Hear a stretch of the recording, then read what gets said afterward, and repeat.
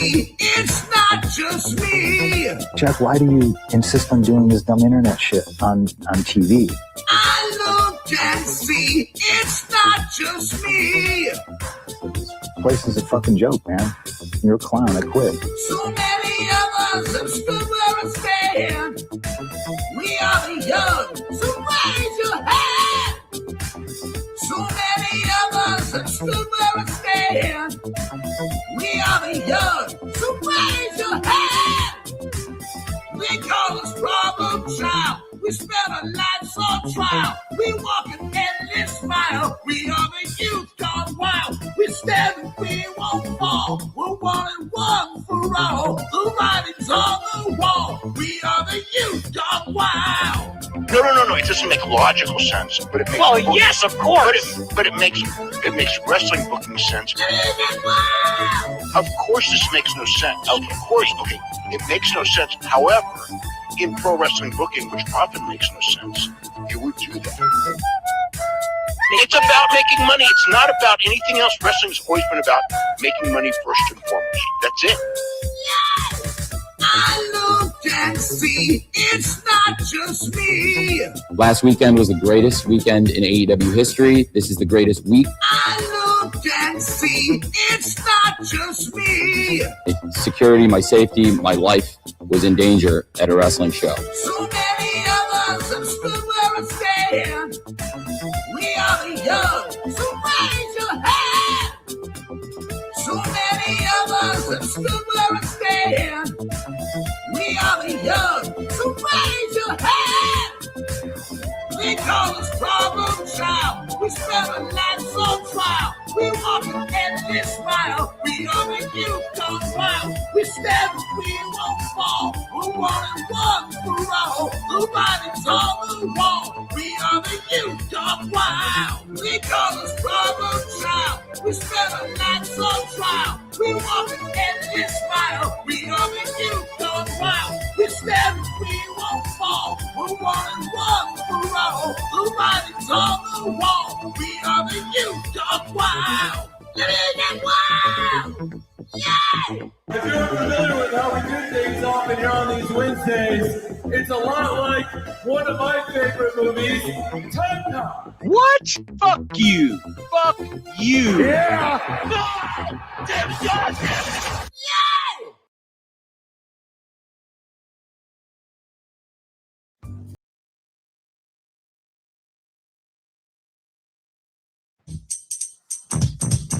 Now this is a story all about how my life got flipped, turned upside down.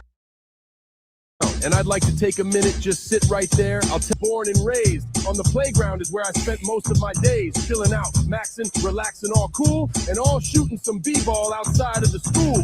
When a couple of guys who were up to no good started making trouble in my neighborhood. I got in one little fight, and my mom got scared and said, "You're moving with your auntie and uncle in Bel Air." I whistled for a cab, and when it came near, the license plate said fresh, and it had dice in the mirror. If anything, I could say that this cab was rare, but I thought, nah, forget it, yo, Holmes, to Bel Air. I pulled up to a house about 7 or 8, and I yelled to the cabbie, "Yo, Holmes, smell you later." I looked at my kingdom, I was finally there, to sit on my throne as the Prince of Bel Air.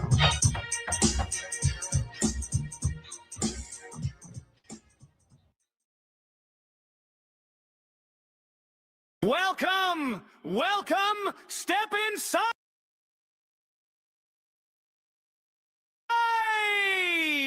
Funhausen's open, enjoy the ride. Very nice, very strange, every room is slightly deranged. Curses flying through the air, teeth are hiding everywhere.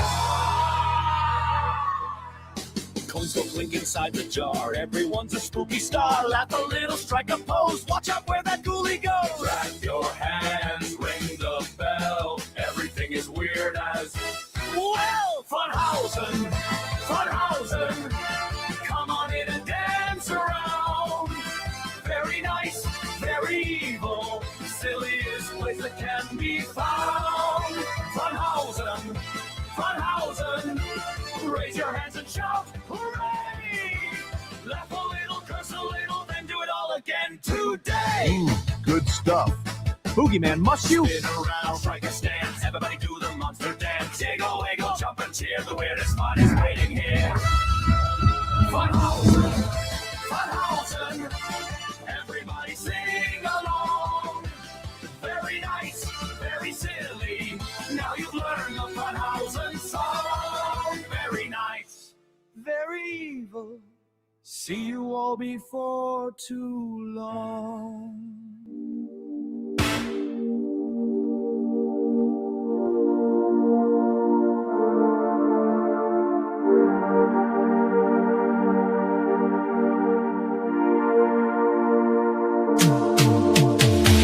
Every booking is golden, you see. Perfect cards crafted for you and me. You're the best guys, Tony Khan, it's true.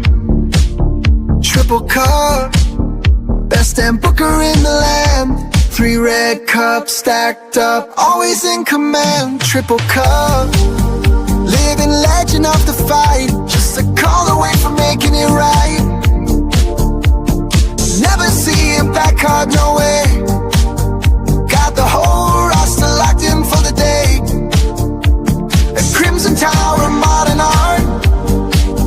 Triple cup, triple cup. Every booking is golden, you see. Perfect cards crafted for you and me. You're the best guys, Tony Khan, it's true. Triple cup, best damn booker in the land. 3 red cups stacked up, always in command. Triple cup, living legend of the fight. Just a call away from making it right. Never see him back hard, no way. Got the whole roster locked in for the day. A Crimson Tower, modern art. Triple cup, triple cup.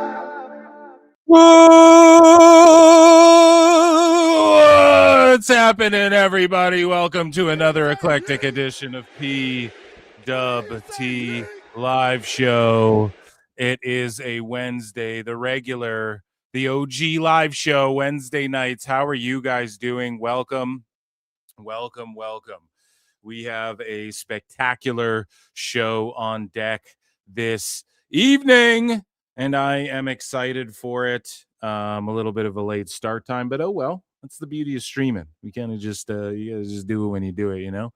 I hope you guys are good. I am Phil S. Marks. I think I said that, but either way, You are a naive, brainless, pathetic, idiotic, clueless, dumbass Mark. On tonight's show, we have tons of drama. Okay, we have Edge coping about WWE on Ariel Helwani show. We have AEW rejecting Road Dogg because of his political beliefs. We have Big Show getting dragged. We have lots of drama, lots of wrestling's not fake. We have maybe some sickos if we got time for it. We'll see. And yeah, we have so much funniness to get to this evening. Guys, hit like, hit retweet, all that shit. I don't know wherever you're watching this. Okay, show you love, show you support. If you're on YouTube, you can super chat in, become a member for only 99 cents or gift a membership. I do weekly bonus shows, patreon.com/ProWrestleTimes for bonus content. I upload bonus episodes of Dave Meltzer Dumb Moment over there. And also we have what else? I uploaded on my other channel, Phil Marks Out. I uploaded a Lanterns episode 1 review and sort of breakdown of the direction of the series and whatnot. So if you guys are into Lanterns and into like comic books and shit and into DCU and all that stuff, go and check out my other channel. I reviewed Lanterns over there. Okay. So I appreciate you guys so much for being here. Round of applause for the PWT universe, Club PWT as we've come to be known. As people file in. Great review. Thank you so much. I didn't drop it in the Discord. I probably should do that. I'll remember to do that later. But guys, yeah, so how you guys doing? I watched Lanterns. That was like the exciting thing. And then otherwise just been watching wrestling here and there. I saw Zilla Fatu call everyone or call himself rather a nympho baby. That was pretty funny, but that's not really a news. I don't know if it was newsworthy per se, but without further ado, let's get into the intro of the show. I have a jam-packed show for you guys to kick things off. All right, let's get into some indie global wrestling news. Okay, we're going to start with this. Ladies, we started late. We're just jumping right into things. I've got some bad news. And so in New Japan, the finals of the G1 Climax 36 went down between Ryohei Oiwa and Yuya Uemura. Now, I believe, didn't Oiwa win it? I believe he did, if I'm not mistaken. But we have other New Japan clips to play here. Shout out New Japan World. Shout out New Japan Pro Wrestling. And Hiroshi Tenzan makes peace with Takashi Iizuka. Now, I don't know about all that, but Tenzan wrestled like in WCW at one point. He is a legend. And he teamed up with, who did he team up with again? Was it Kojima or was it Nagata? Or was it both? He probably teamed with both. It doesn't matter, but Tenzan was in WCW. He made appearances there. He's the ledge. He decided to finally call it quits after all these years.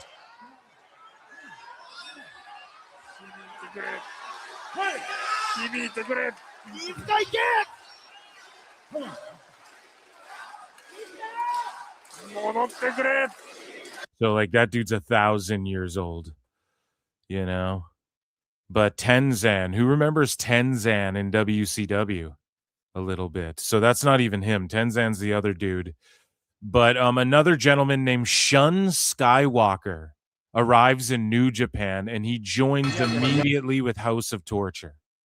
Now, this kid's name, I believe, was floating around before he's not wearing his mask here, but he does like this creepy mask gimmick. I don't know. I think he wears it during his matches. He does like this creepy mask gimmick or whatever.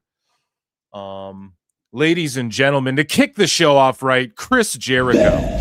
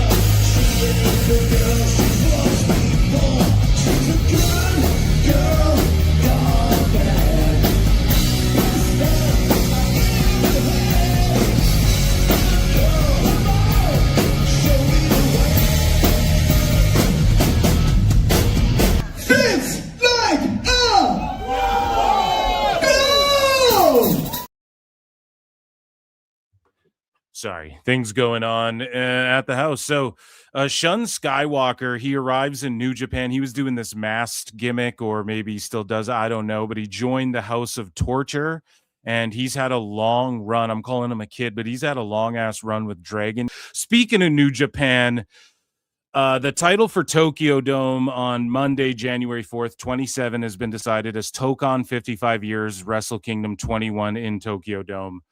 So New Japan will spend a full year building up to the 55th anniversary year show. Imagine that.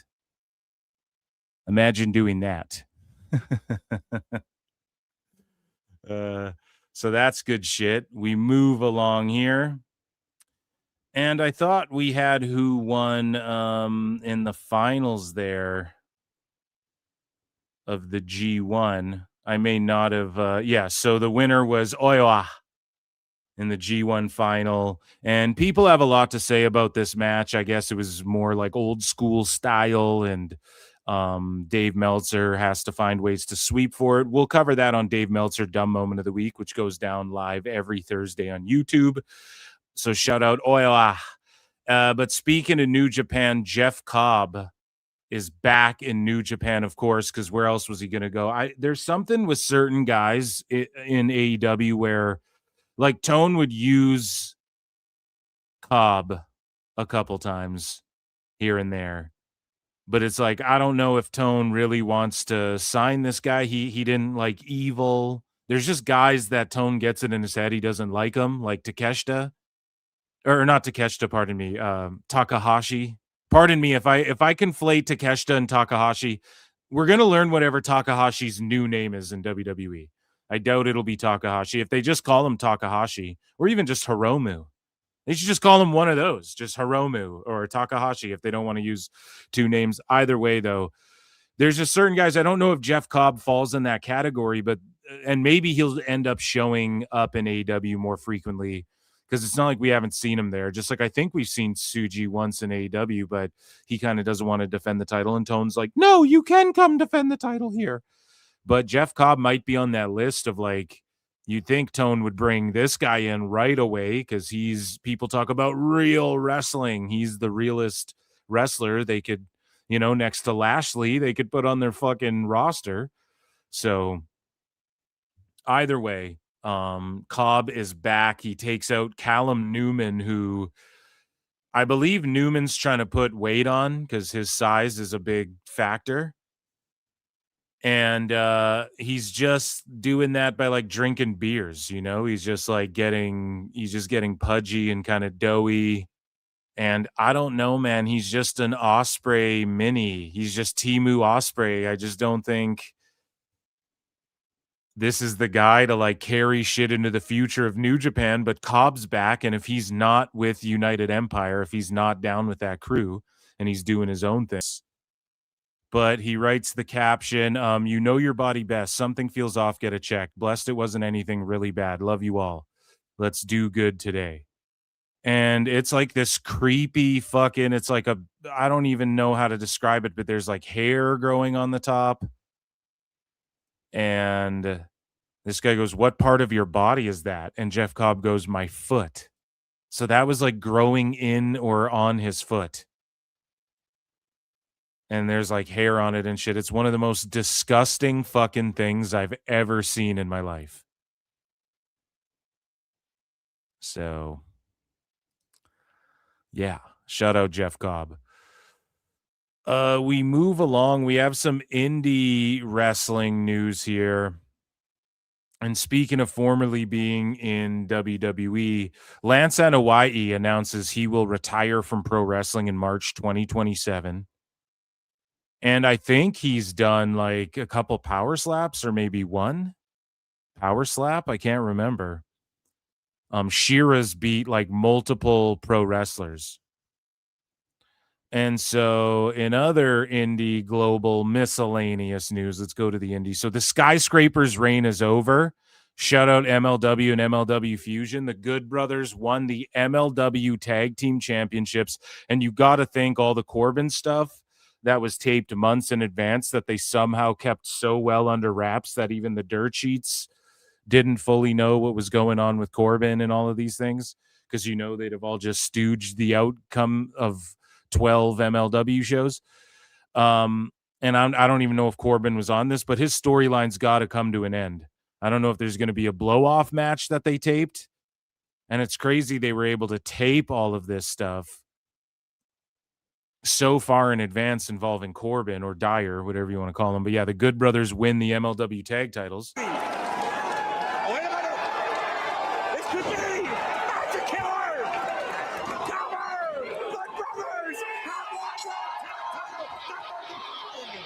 Here are your winners and new MLW World Tag Team Champions, the Good Brothers.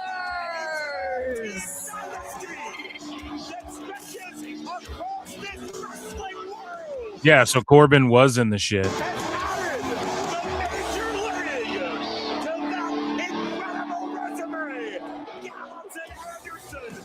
continue to show their reputation. Next, World Title. And what a better way to celebrate, Joe. And then there's Gallows' kid who comes in, and then he's a big, tall boy, and yeah. Him and Avery Styles, I think they teamed up. I wonder if he put any chairs away. I wonder if Mini Gallows Jr. put any fucking chairs away after that show. I'm curious. CJ Gallows is his name, and here he made his MLW debut. So again, a youngster. And he's doing the damn thing. It'll be cool to see him and Avery and the Steiners and all of that stuff. It'll be cool to see in the future, man. So Atticus Kogar was also defeated in GCW by Joseph Sawyer, a.k.a. Joe Gacy, who became the new GCW World Champion. Shockingly. His past. At GCW Homecoming. Speaking of the past, give it up. Sister Abigail. Whoa, no! So everybody does like the Sister Abigail twisting DDT version of the move, you know? Got the cover!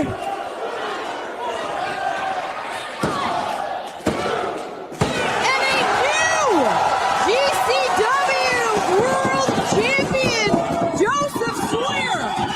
The winner of the match. Someone throws a drink, he catches it, then chugs it down. That's pretty gangster, not gonna lie. And new Game Changer Wrestling World Champion, Joseph Sawyer.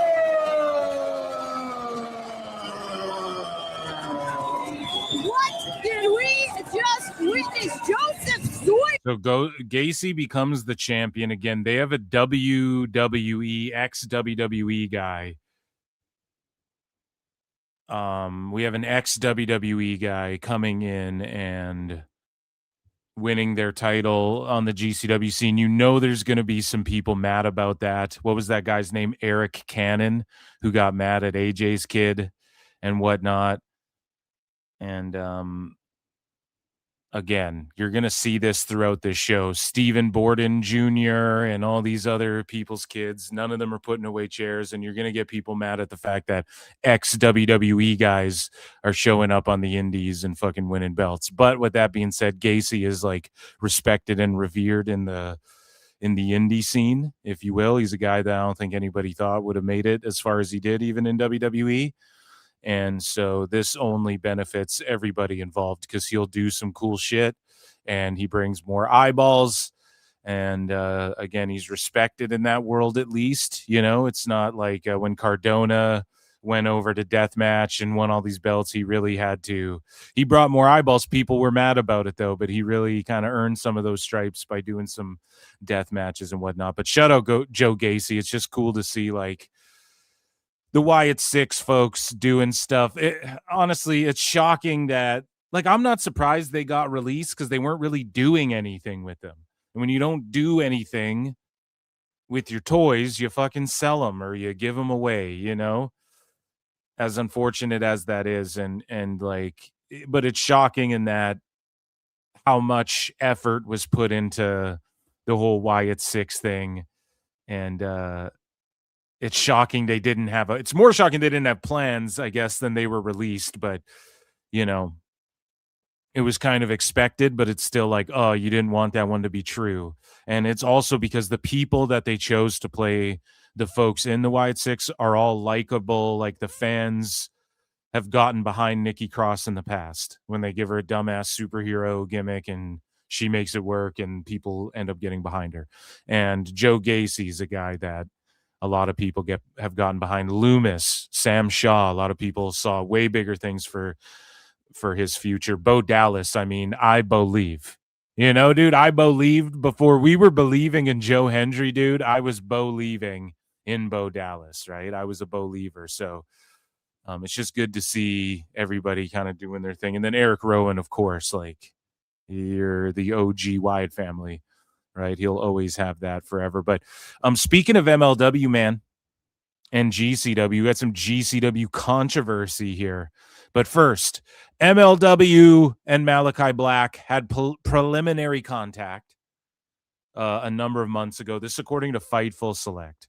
Those spoken to familiar with the situation claim that the conversation didn't go very far. It didn't go awry or anything of that nature. He's still a free agent. And it's so funny how wrestling journalists are like, they have to clarify those things. It didn't go far. It didn't go bad, though. It didn't go bad, just so everyone knows. It's like, yes, in any other world, when you just say, yeah, the conversation didn't get far, it's typically like, okay, they had a talk, a preliminary phone call, and he's just getting his footing, seeing what he wants to do. Now, I read on the show here last week that Malachi Black, Tommy End, whatever you want to call him, he will be appearing for a couple, I think, Progress shows in the UK, and his wife will be there as well. And one of those shows, he will be wrestling for sure, guaranteed, confirmed. One of those shows he'll be wrestling. So that's good for him.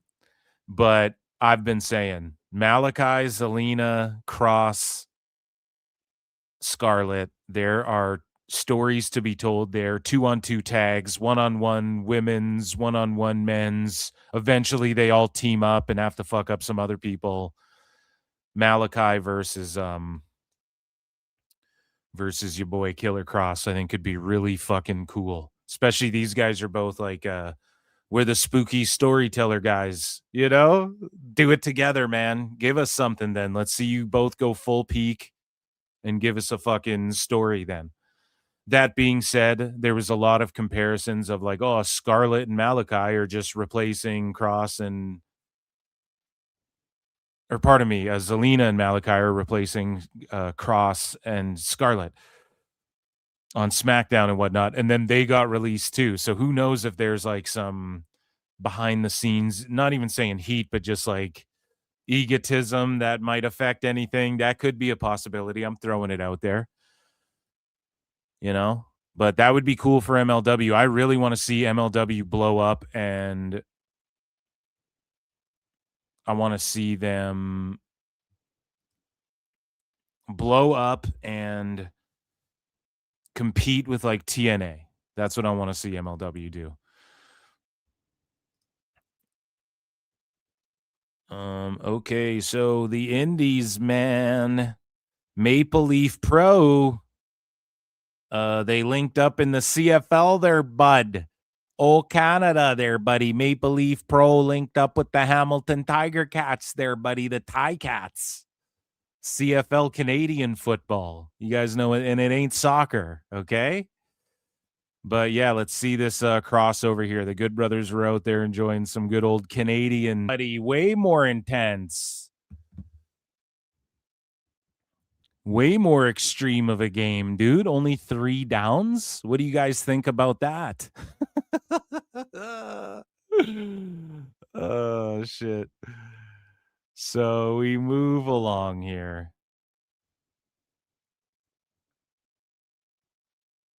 And we're talking about WWE legends. Well, first we're talking about WWE legends as kids, and we're talking about football, right? Foosballs for the devil. Brock Rechsteiner, son of Scott Steiner, delivered a suplex takedown when a fight broke out during the Saints and Cowboys joint practice. Now, thank God it's not him fighting his own team, and he is suspended the first 6 games of the season. And he's losing a hefty purse doing that, but he's like getting in fights here with the Cowboys. Like, this guy's starting the shit. Like, he's grabbing his face and then face masking him. Like, obviously he's shoving. This is okay. Like, you kind of shove each other. But like, he hits him and then he grabs the face mask. Now he starts trying to pull him down. Like Rex, like, this guy's starting the fight. Let's just be honest here.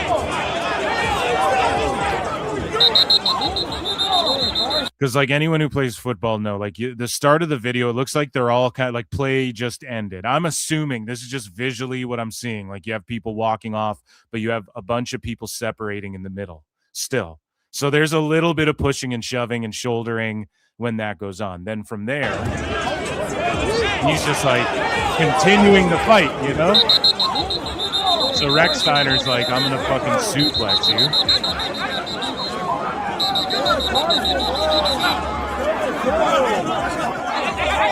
And then here's the problem. So this guy charges in to just try and break it up, which you're going to do. So I don't even blame him. But then his helmet falls off. But then the other, like, there's just scuffles going on. So then Rex Steiner, like, grabs him thinking he's the original guy starting shit with him. I don't know. It's hard to tell. But that guy just got caught up in it, then eats a big suplex.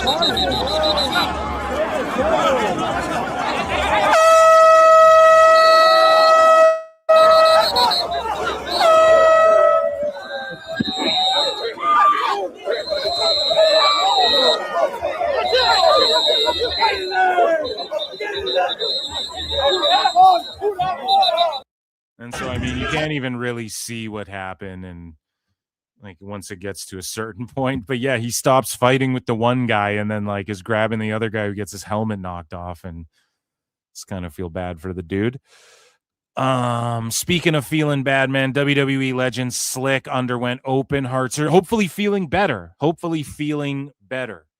Okay. But the WWE legend Slick is reportedly recovering after a serious health scare.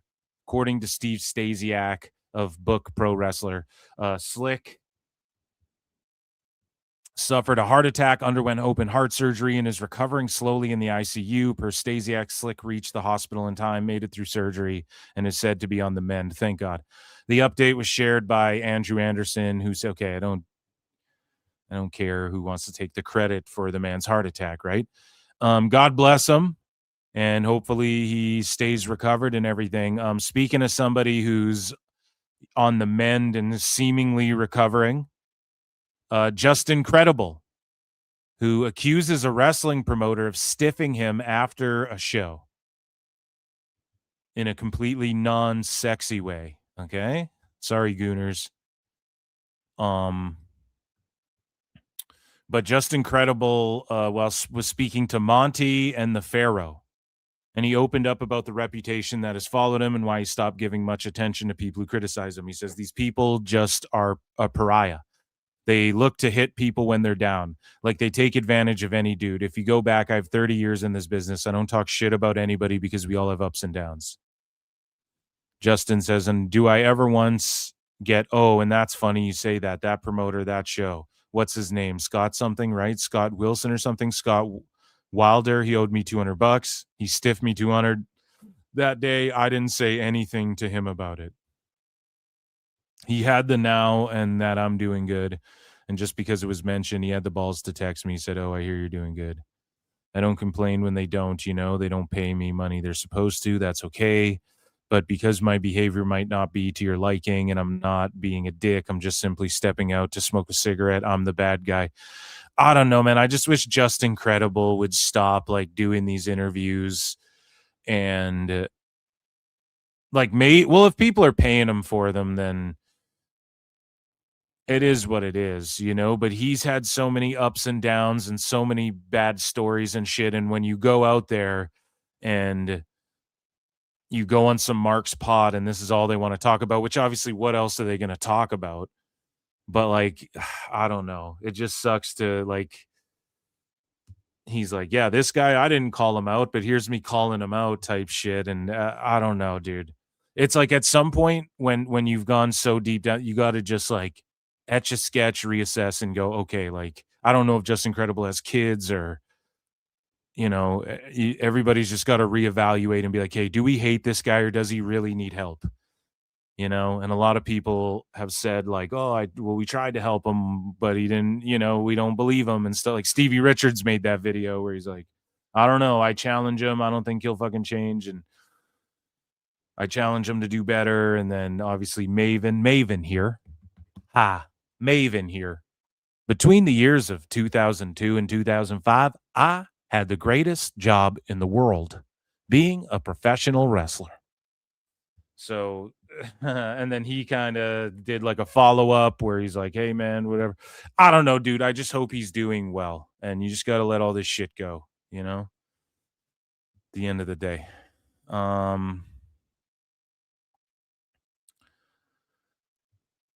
So we move along, yeah. And speaking of hospital scares and legends, ECW legends ending up in the hospital, there's quite a few people ending up in the hospital here, which is unfortunate.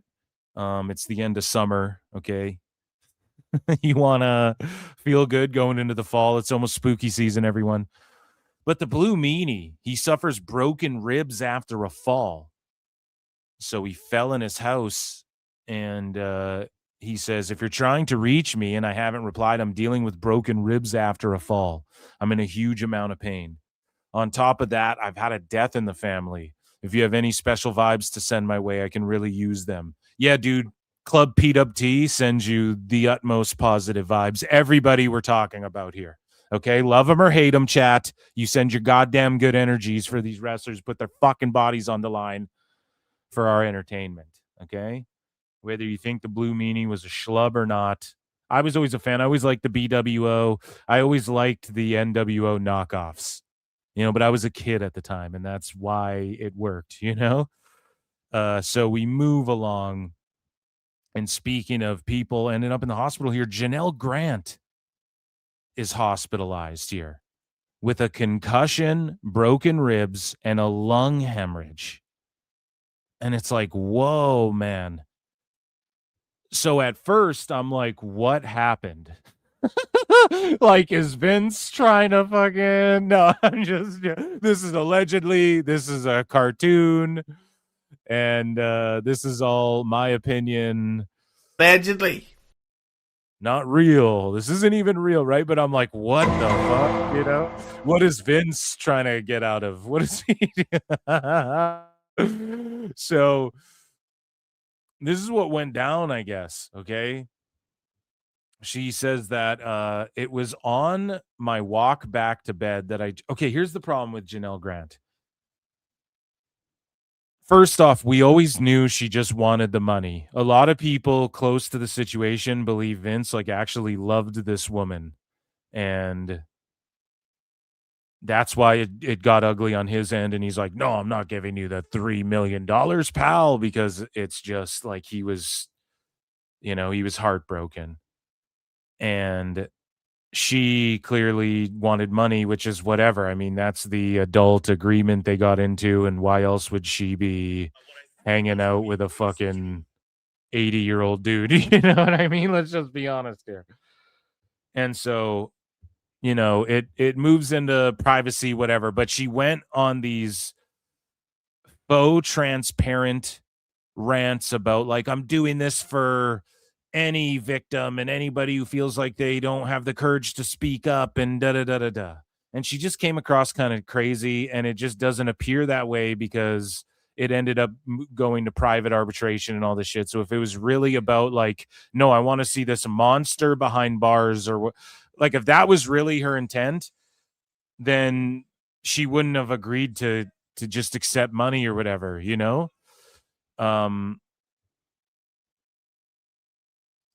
That's the way a lot of people view this shit. Pause. She viewed the shit from a whole other angle. I can't even imagine, right? I don't envy her at all, but obviously she wouldn't have just accepted cash in the end. That's all that it boils down to for her, right? Because that's all it was ever about for her, the whole relationship from the jump. And that broke poor Vince's heart. Oh, woe is me. I just gotta hire another bitch to make out with me like a dog. Yeah, I'm coming back to Raw. Ugh, that'd be the fucking day.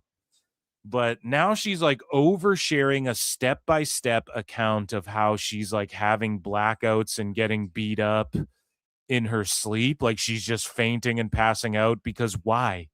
Are you not drinking water? Are you on pills? Are you fucking wacky and drinking? What's going on? And this is all my opinion, right? So Lord knows her fucking lawyers. Janel Grant says, it was on my walk back to the bed that I tripped and fell into a wooden bed frame wall until the floating unit with floating cabinets. I blacked out. I think it happened at the end of July or the start of August. I have no memory of the days that followed. I didn't know I hit my head or that I kept falling. I have no memory from those days of blood trails, bruising, busted body parts, and becoming an unrecognizable version of myself. So what did she think was happening? So for days, she's like just coming to and like, man, my head's cracked open. There's blood everywhere. And it's like a horror film. It might be a ghost. Like, what did she think was going on? And then she's oversharing the fact that it's like the frame wall unit with floating cabinets. Like, okay, what does the floating cabinets have to do with anything? It's almost like how a fucking serial killer will go into like overly great detail on things that are just trivial to try and convince people that they're not fucking telling a lie. You know, like how a liar will overly explain themselves. And I'm not saying she's fucking lying. And like, I feel if she is and she's hiding something or something, I feel horrible for her, you know? And I'd still, even if she's just passing out or even if she's like maybe self-harming, I absolutely feel fucking horrible.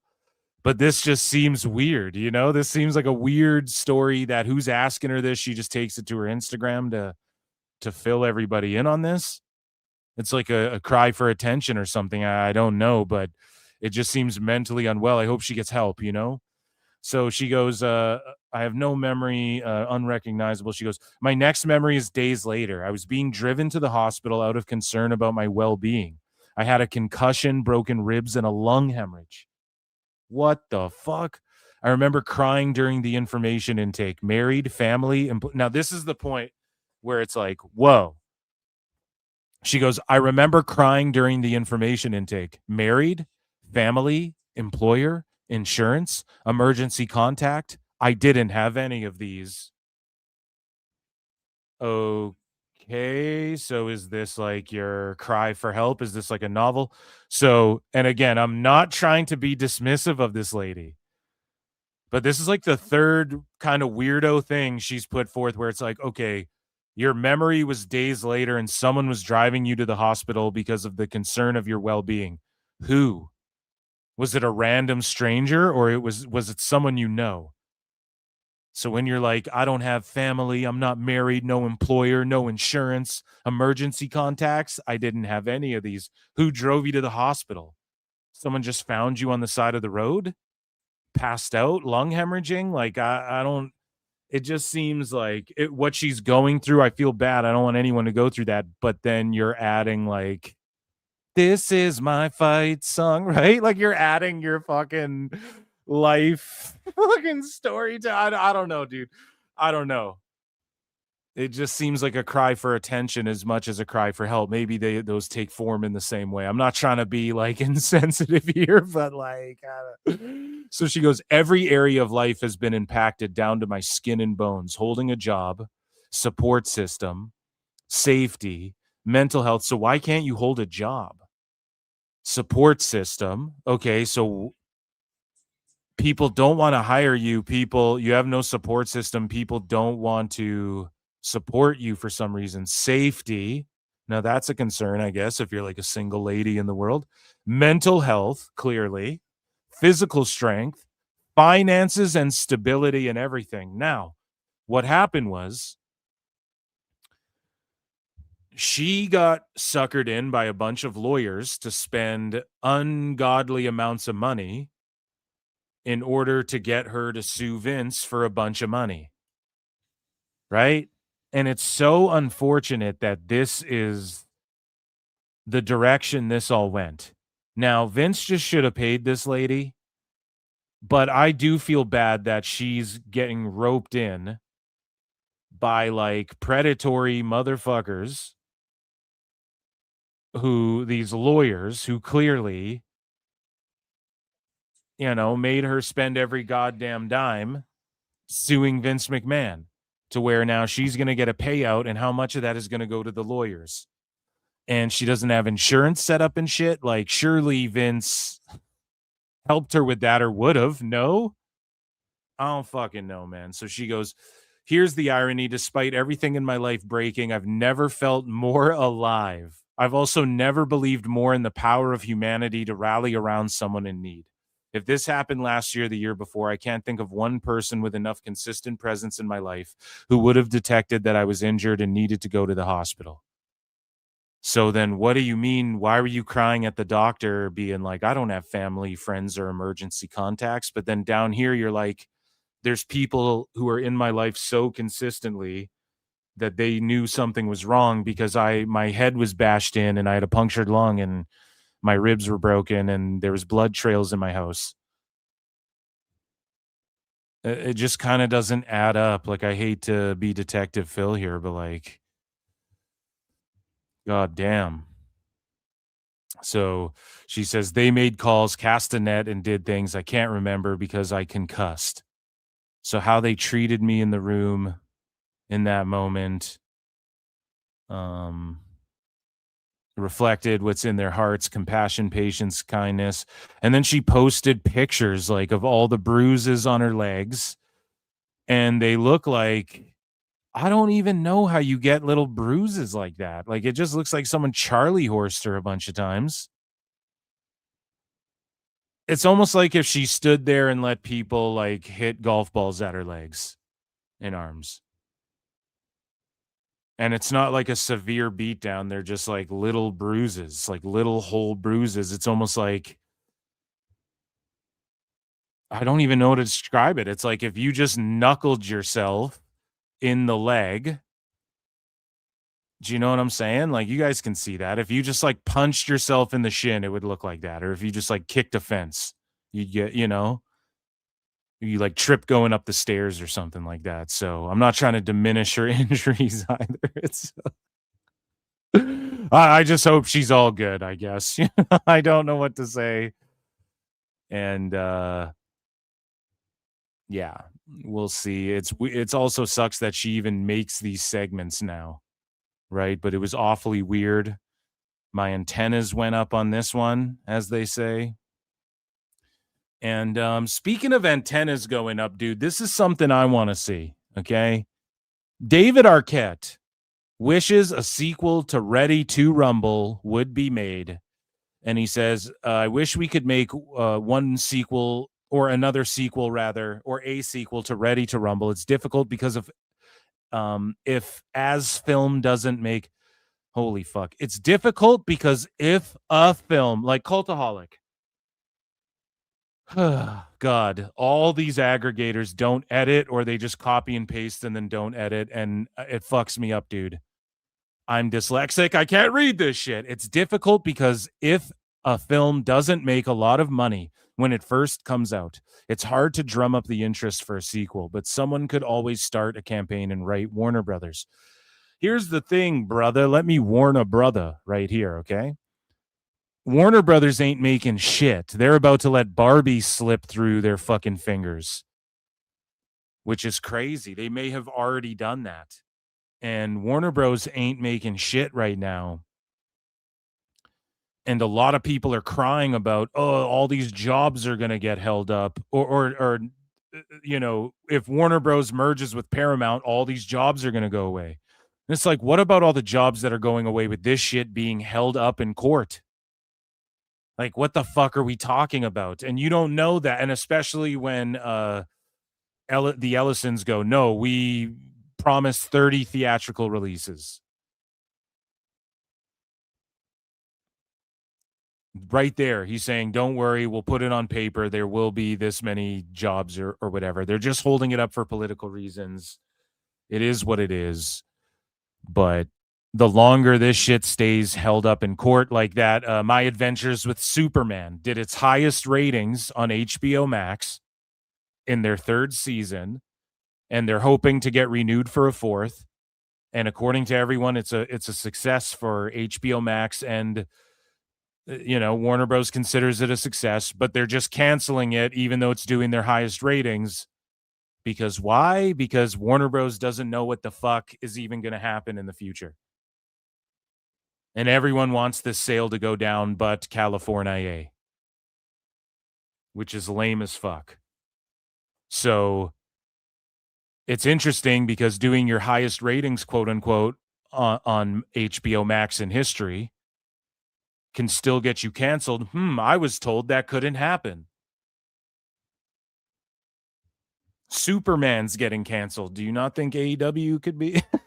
You don't think AEW could be something that gets fucking sold? Or, it's not a good thing, dude. It's not a good thing for them either. But yeah, right now is not the time to pitch this movie. But with that being said, David Arquette's also mentioned this in like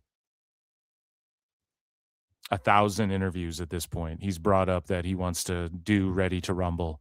And I would love to see it. So many people have ideas for it. I definitely have some ideas of what I do, but Arquette's got it in the bag if they do it. And Oliver Platt's still doing the damn thing. He's older now. Scott Can, whatever you call him. He's still doing the damn thing, and he's looking good.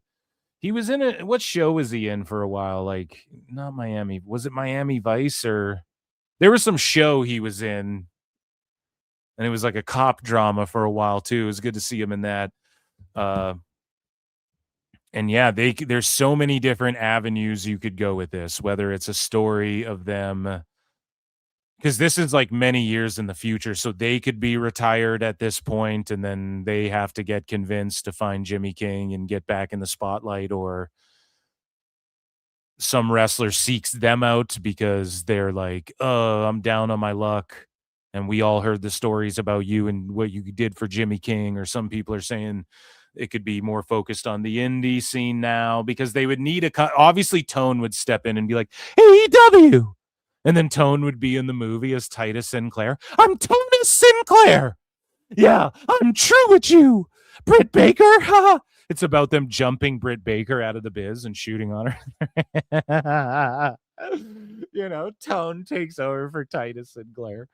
The triple cage. And then they do that in AEW. They bring the triple cage. I just rewatched that Triple Cage Nitro the other day. It was uploaded to the vault. Oh shit, dude, that would be so funny. So let's get into this. Speaking of the indies, man, we have some controversy and dramas. So this guy here, this former referee in WWE, he was a deathmatch guy. He made his name in the deathmatch scene. He became a referee. And his name's Drake Wuertz, something like that, okay? And he was a referee in WWE for a long while. And then during the COVID era, a lot of people got fucking crazy during COVID, dude. And who can blame them, Who can honestly blame them? But he brought his shit to work, which is just something everyone can agree. I don't care if you're a fucking MAGA or a libtard, right? I don't care if you're woke or you're I don't care if you're woke 1 or you're woke 2. I don't give a fuck. Don't bring that shit to work. No one wants to hear it, right? I don't care what side of whatever you lean on. It's just like, leave that shit out of work. It doesn't matter. This guy was bringing it to work, right? Jake Wuertz. He was reffing, I think. I don't know where they had him. I don't want to say he was demoted, but I think he was working more NXTs. Maybe I'm off on that. But during the pandemic era, he's going to work and like, don't get the shot or don't fucking this or this. And he was going off about, his election fraud and these sorts of things, right? And it rubbed a lot of fucking people the wrong way. A lot of people. And then that's when the fans, a lot of the speaking out stuff was happening. So then fans started like digging into his shit. And they're like, oh, he's anti this and that and everything. He's a MAGA basically, right? And so years have gone by since then. And the last we saw, this dude was painting himself up as like he was painting himself up like all silver, I think like the Tin Man type thing. He's doing like a Tin Man gimmick. And Joey Janela posted a picture with him and was like, man, I've seen him at shows and he said that he's done a lot of work to change his ways and he just keeps to himself. And that's the thing. He wasn't just immediately like Joey Ryan the whole time has been like, I deserve to be booked. And like the whole time there's been a push, like Marty Scurll, everyone's like, we fucking hate this guy, go away. But then he's like just still been there and had people batting for him and shit. So this guy did go away for a while. Like, he went away. Nobody really heard of anything he was doing. And Joey Janela was like, man, I seen him lugging boxes, and, you know, he said he's changed his ways and da-da-da. He's a really good guy now, and he seems like he realized what he did was wrong and all of this shit, right? Which, it's your opinion if what he did was wrong or whatever the fuck, you know? It's just like, Jesus. But you'd think he fucking murdered somebody. But you know, this dude kind of went away and he kind of tried to rehabilitate himself. And what's most important is he felt like he was looped into, I guess he felt like he was looped into, like, you know, conspiracy minded people, I guess. And he fucking, looking back, he regrets that shit. Now, does he regret it because he lost his job and all of this stuff? Or is he truly like, I don't know, I just thought differently then. I don't know. Who fucking knows? Only he knows the truth. But he showed up at a GCW show. He grabbed the mic and he's like, let me recite till Timothy White pickets outside the Interscope offices. I'm on my Slim Shady kick now. No, but he said some shit. He's back doing his deathmatch thing. I guess he was like a deathmatch indie guy before he ever made it to WWE as a referee, right? And so he got fired from WWE for basically pissing people off. It's pretty much what happened. And now he's getting booked in GCW again. And he goes, he appreciates that there are people that may not be thrilled that he's in GCW. Wuertz says at some point he lost his way and he was associating with topics and groups that he had no business or interest being associated with. Wuertz, I don't know how to say his name, says genuinely he's sorry for everything and hopes the people will forgive him. So some people... Here we go. This guy goes, I heard Drake Younger was brought into GCW recently. My view. This is from Neon Dream Studios. There are people in GCW that have my contacts. Well, who the fuck is this? Why do we care? 33 followers. No one gives a fuck what you got to say. No, I was joking. But yeah, some responses were like, you know, I think we should welcome and encourage those who acknowledge their mistakes and try to become better people. Exactly. If he thinks he's being a better person, and like his life is better for it or whatever, then all the more power to him, you know? This guy goes, what did he change his mind about? If he's caving to the outrage mob, he is wasting his breath. They're not interested in forgiveness. They are interested in total conformity, and they will hate you until that happens. That's absolutely true too. I'm all for second chances, but him, I don't know, man. Okay, then you're not all for... See this? And this is WWE Fan Shield. Like, this is a fucking wacko right here. Going, I'm all for second chances, but him, I don't know, man. Then you're not for second chances, asshole. But you're a bot. You know what I mean? You're a fucking bot. It's still triggering. So some people are like, fuck him, whatever. And so Brett Lauderdale came to bat for this guy, and he caught some heat. And he goes, in the past, Drake Wuertz shared some extreme views. He spread a rhetoric that was offensive to many and in some cases dangerous. Dangerous, that's my song. What makes him worthy of a second chance, and why does that second chance come in GCW of all places? The answer to that question is personal to me. Look, dude, unless you're like fucking Hitler, you deserve a second chance. Like most people do, you know, unless you were like a fucking assassin or something, you know, like you deserve a fucking, you know, like you deserve a fucking second chance, dude. It's just crazy the way, like, wasn't he just spouting like conspiratorial and his political beliefs at work? I'm pretty sure is why he caught a bunch of heat from fucking, they're like, he's hateful and all of these fucking things, right? So in March of 2012, I was on the losing end of a brutal addiction to opiates. I was at the end of the road. This is Brett Lauderdale. I was in Miami for Mania week. Or is this his story? I don't know. No. This is Brett Lauderdale's story. I didn't know what to do. Only one person reached out his hand to help, and that person was Drake Younger. So I guess his name is Drake Younger. On that day, 3/29/12, he took me to my first many years of NA meetings that put me on my road to recovery. Drake's compassion changed and saved my life. He gave me a second chance. I've been waiting for years to return the favor and give him his second chance. In my heart, I feel like now is that time.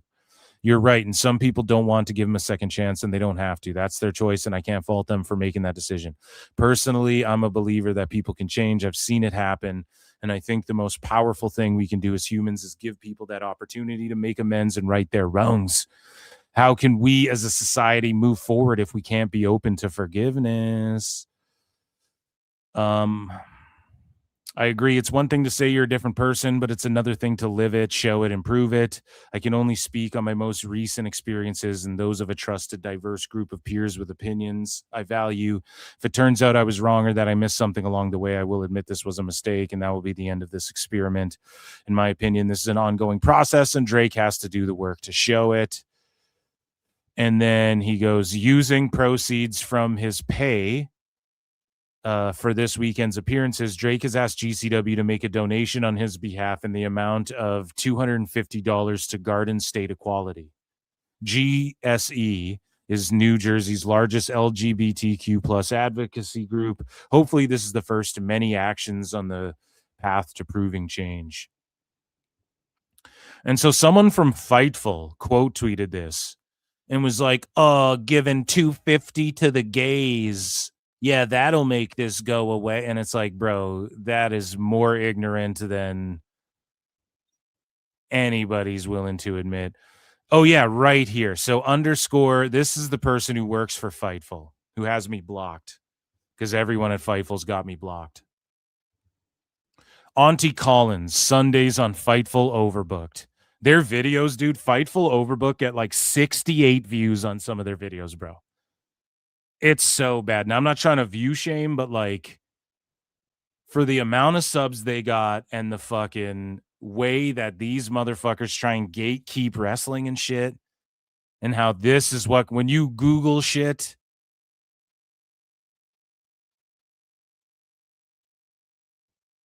like when you Google wrestling stuff and Fightful comes up as a fucking, as like a credible source. That's what AI pulls from, quote unquote, credible sources. So she goes, LMAO, call the dogs off, folks. He donated $250 to the gays. That makes it square. And then Brett's like, what are some actions you would like to see him take to prove he's serious? I've seen many people comment that donating to a good cause is a good start. Can you offer some suggestions that would make some inroads? And then she goes, Polo and Janice have echoed my sentiments. Gives a fuck. The harm done to my community as well as other minorities was specific, deliberate, and rooted in white supremacy. Bro, unfortunately, not everyone will accept his apology how it's given. The apology needs to be just as loud and specific as the harm.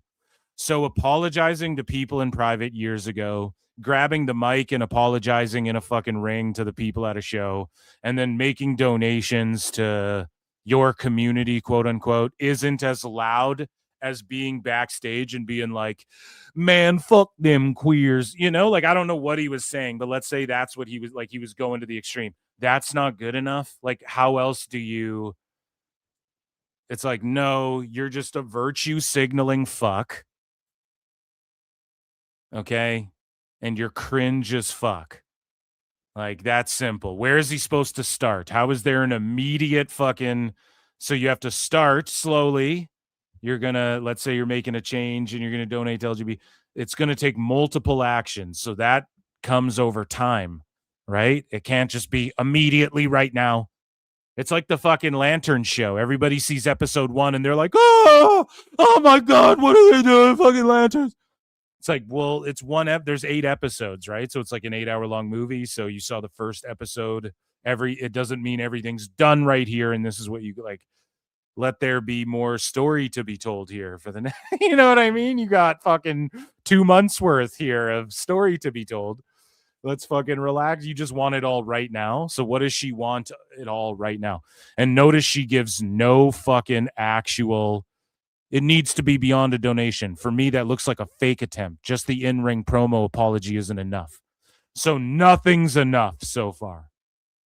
It's not enough. Well, how do you know that's all he was going to do, Auntie Collins?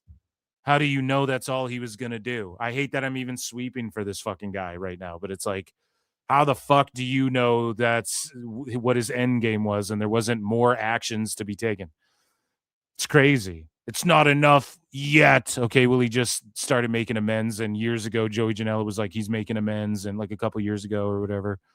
And he was like, he was playing the Mr. 50s guy or whatever, right? While to others, a simple donation to queer charity might seem like enough. Unfortunately, it's the same. What if all the LGBT people don't identify as queer either? You're labeling them, that's homophobic. Canceled. Cancel Auntie Collins. You're canceled now. Because they're not all queer. A donation needs to be backed by an apology. That's as loud and specific as the harm done. Okay, so in private and in the ring, you just said that's not good enough, but he tried to do it. Now, if he just put out a tweet, that wouldn't be good enough. So he went into a public setting where he actually had to face the music, face people to people in their faces, grab a mic and go, I fucked up. Whatever he said. I don't even know what he said. I should look it up. A donation needs to be, okay, you said it wasn't good. Yeah, so it's just you're like mocking people who got the COVID vaccination. Okay, but people who got it also fucking mocked people who didn't. So it's just like, all right, are you really triggered by that? That would be a great start. Then the work begins without specific blah, blah, blah. So none of this shit, I don't know. It's just virtue signaling, like using the buzzwords and offering nothing. There needs to be a donation and an apology that's louder than the okay, so what? What's louder than what he's done? It's the problem with society today and social media. People just fucking bitch and complain, and they don't actually offer better solutions. That's what I try to do here. When I bitch about Tone's booking, for instance, I go, here's how you could maybe make it better. Same with when I bitch about, just from my perspective, I don't know shit. I'm Phil S. Marks. I'm a smark. I don't know what the fuck I'm talking about. But just from my perspective, here's how you could do things better. Right? So she's not even offering any of that. She's just like, buzzword, buzzword, buzzword, make the apology louder. Well, he literally did it on a microphone. So how is it louder than that? You want him to get Twitter fingers and do a tweet about it? I wouldn't accept that either. So I don't understand. I believe in second chances. Fucking shout out Mr. 50s, dude. No, I don't know. Honestly, I don't know. We'll see. It's like Brett Lauderdale said. We will see if like he... Wouldn't it be so funny if he became like an ultra left-wing guy and then was just annoyed everybody with his left-wing politics backstage at GCW? No, I'm just joking. That, ladies and gentlemen, was Indies Global Miscellaneous News. We had a long one today. Ladies and gentlemen, I'm afraid I've got some bad news.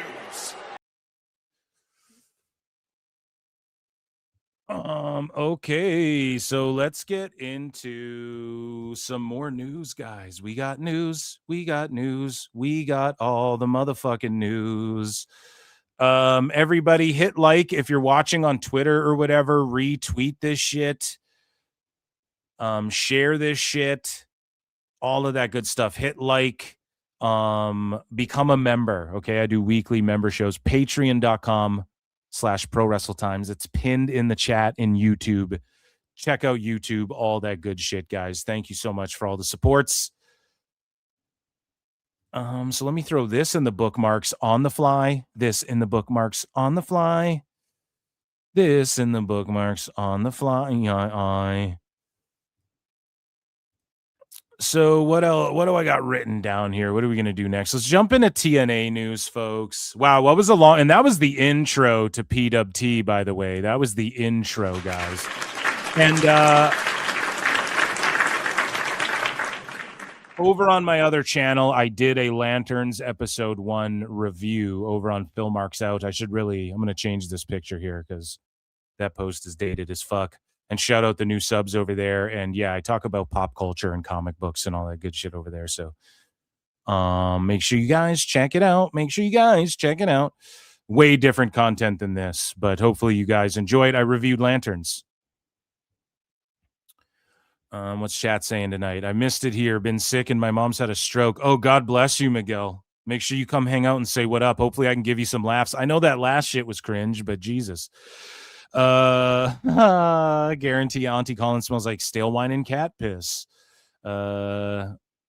Honestly, he should not apologize no matter what. Nothing will be good enough, especially. Well, that's just it. That's what we just read. Like, nothing's good enough when you're just someone who's just a virtue signaling, pandering fuck, you know? Jon Stewart banged an old lady. Make that sound right, Phil. Now that, go and watch my review, because it's not like I just glaze the I don't glaze all this superhero shit, man. Definitely not. Okay, Supergirl was the shits. Lanterns, go and see what I've thought about that. But yeah, the old lady, super mid old lady too. It's not even like Marissa Tomei. And no offense to the old lady. I don't no offense. God, I know. You know what I mean? But it's like, Jesus Christ. That was weird. Okay. Let's get into this good shit, man. Phil, Lanterns is just a bad example. It is made by people who hate superheroes. That's not true. It deconstructs the Hal Jordan, don't understand Jon Stewart while putting a wrecking the Green Lantern lore. I don't know what you're trying to say, fully Wolverine DX. I'm trying to make sense. It deconstruct the Hal Jordan. So in the universe, like, Hal Jordan's been the fucking Lantern for like 40 years, dude. So he's in his Danny Glover, I'm too old for this shit level of shit. And like, we don't know. I don't want to spoil the ending, but like, we don't know, dude. There's 8 more episodes. There's so much more, or 7 more episodes, so much more story to be told. And Jon Stewart rules. I grew up on Jon Stewart personally, watching Justice League Unlimited. And then wrecking the Green Lantern lore. I mean, every movie, the lore is inaccurate. You could argue the X-Men franchise wrecked the X-Men lore and even made fun of it in many aspects because people didn't like comic book movies then. So, anyways, I did a review. Go and check out my review of the first episode. And as the season goes on, I'll get more in depth. The first review is very much like breaking down, setting up what the show is setting up, kind of, in my explanation, and then a quick overall review at the end. But yeah, dude, I mean, it's never 1-to-1, so you cannot get mad about that. It's never 1-to-1. Tobey Maguire's Spider-Man fucking, you could argue, wrecked the lore and did things that were different. I mean, what are you gonna do? What are you gonna do about it? You know, you gotta. Is it good? Is the acting good? Is the story good? If this shit wasn't this, I know it's good. If it wasn't Green Lanterns, I would just want to see the rest of the show. I'm like invested in, oh, fuck, I like these characters. I'm kind of into the small town vibes. There's fucking aliens or something afoot. I'm down. You know, I'm locked in. So, hey, there we go. Anyways, let's get into, ladies and gentlemen, TNA news. Let's get into it. Oh, yeah. Oh, yeah. So, ladies and germs, TNA Plus VIP is here. Get every TNA pay-per-view plus exclusive content and member perks. VIP monthly is $20 a month. VIP annual and annual is $130 a year, or $100 for limited time with code TNA 2026. Plus, join TNA President Carlos Silva for an exclusive VIP member town hall this Wednesday. So TNA doing the right thing and just like using these opportunities now to really, really build upon and push TNA Plus and their own thing. It's what AEW should have been doing this whole time. Just saying. And they're not giving up on that just because it's like, oh, an AMC deal. They're not like reverting. They're staying true to the game. But as a part of the new TNA Plus VIP membership launch, join TNA President Carlos Silva for an exclusive VIP member town hall hosted by Ryan Nemeth. And it's just like, oh God, nobody wants that. It's like, I love Nick Nemeth, right? And I want to see, I've said this, but I want to say it again. I want to see Sheamus and Nick Nemeth throw down in like a long storyline in TNA. I think that would be fucking awesome for the world title. That would help them out, and then they could team up eventually, whatever. Now, a certain Hollywood agent friend of the show, possibly, maybe an enemy of the show, who knows? Zero Dark. Where's Zero Dark in chat? I don't know. But He said he's pulling up, man. He's going to be pulling up in Chicago. Some fucking talks with TNA. We'll see what happens there. But yeah, I would love to see Sheamus versus Nemeth. I think that would fucking rule, don't you guys? I think that would fucking cook, man. And Nemeth kind of needs some new challengers. And yeah, it's just unfortunate that Ryan Nemeth gets all these fucking jobs.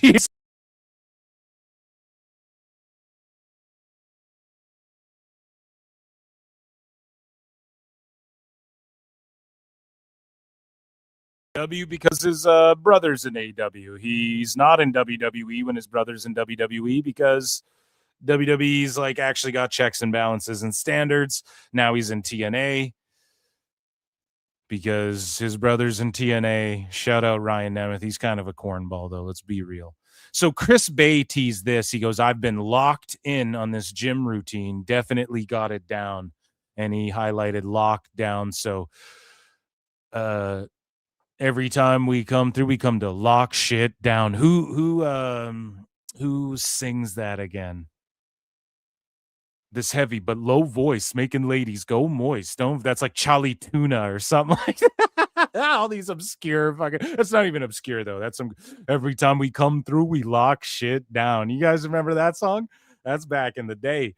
But yeah, Chris Bay he's locked in on this gym routine. Definitely got it down. He's been posting videos of him just looking jacked and shredded, hitting like top rope moves, unless those are old videos of him hitting old top rope moves. He's fucking hitting old top rope moves and shit, saying, look, I hit a swanton bomb 10 years ago, and I'm pretty sure those are current videos of him hitting them again and whatnot. So you guys know your boy Phil loves the ABCs. I think what they're doing with Ace Austin over in AEW is okay, because I fantasy mark booked that. I was like, you could stick him with the Bang Bang Gang. Yeah, he'd actually fit in, and that's what they did. So Chris Bay, I'd love to see him. I don't care if he never wrestles again, but I just love to see him come out looking shredded, just letting everybody know what's possible on some Bruce Lee shit. It'd be cool if he was on some Bruce Lee time and he comes back and actually wrestles. Just don't be doing all them flips and shit, But Bruce Lee, famously, he broke his back and they were like, you ain't even going to walk again. And he fucking taught himself to walk on his hands so he could play with his kids. And, and then he started walking again and he even competed. He became a big movie star. You're going to be a star. Ha-cha-cha. This Bruce Lee kid's going to be a star. Eh? So, speaking of lockdown, here's the details. TNA details the stipulation for Cedric Alexander and Leon Slater at Lockdown this Sunday. Now, I thought Slater was taken off, but he's actually sticking around. And this could be when he goes away after this match. Who fucking knows? But if Leon loses, his X Division Championship reign would no longer be recognized by TNA. Now, that's a strange stipulation to where it's like, hey, if I beat you, your reign before this one gets erased from the history books. I'm not going to lie. That's kind of a cool stipulation. Like you're the answer to the Trivial Pursuit or the Jeopardy question, where it's like this guy's fucking title reign was removed from the history books due to a stipulation, but for a shoot, other than like the wikis would still take note of it and put an asterisk and go, well, the stip was it's not in the history books. And then everybody, all the sickos and fucking Dave could melt down. Oh, well, it's silly, Brian, because, it's obviously happened. It's kayfabe. So Amazing Red, or anyways, the title history will officially recognize the title moving from Moose to Cedric Alexander with a period of inactivity during Leon's reign. Amazing Red would once again be recognized as the youngest champion. Austin Aries would be the sole holder of the record for longest reign. So that's pretty crazy there. It makes me feel like Leon's gonna win this shit, which is a swerve because a lot of people expect him to go to WWE right away, right? And the rumors were it was happening this summer or whatever. So we'll see what happens there. I'm very intrigued by that. And Lockdown is going to fucking rule. It is this Sunday. Okay. And I would stream it but I am not going to be here. So we will have boots on the ground, though, at Lockdown in Chicago. And I will get back to you guys on that. And that, ladies and gentlemen, was TNA News.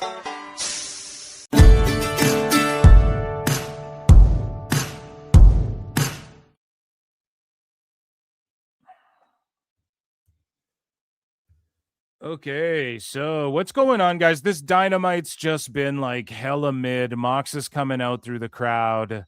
I don't think I missed anything too crazy. Like sometimes I'd be babbling and then we miss like, oh, look at what Jericho did live in the flesh. You know, you always see the clip of it after, and or like the guy yelling, "Sasha, come home, Sasha." So chat, please fill me in. Did I miss anything crazy? And what's crazy is that, you know, we're headed into All In. It's like a week and a half away, and all these AEW guys who are WWE legends are just talking about WWE and all these interviews and shit. It's fucking stupid.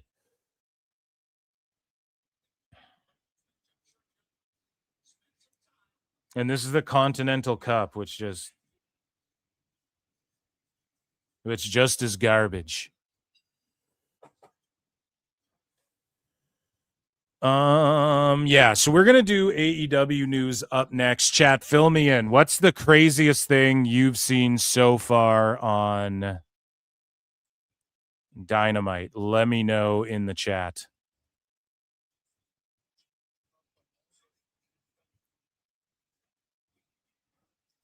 Let me know in the chat. Let's see.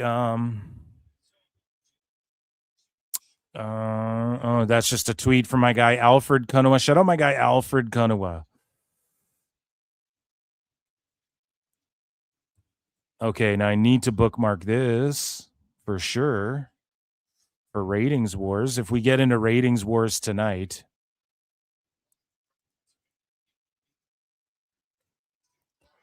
And I'm just quickly adding, like 49 minutes ago, I was babbling and some news broke for AEW. So I'm just throwing this in a folder here in a Phil Marks bookmark. So chat, what's up, losers? Enough nerd meltdown from me. I'm not the target audience. This particular Dynamite or all time? No, we're just talking about what are you guys seeing in Dynamite? You missed a boring Kenny and Will segment. Yeah, no, I see it going on. I'm just like, is there anything did someone say something cringe that I talked over or something that I didn't quite catch and react to? Was there a screwdriver beheading in Minecraft, right? Okay, let's get into this next segment, guys. Let's get into with some very breaking news here. We're going to get into AEW news up next.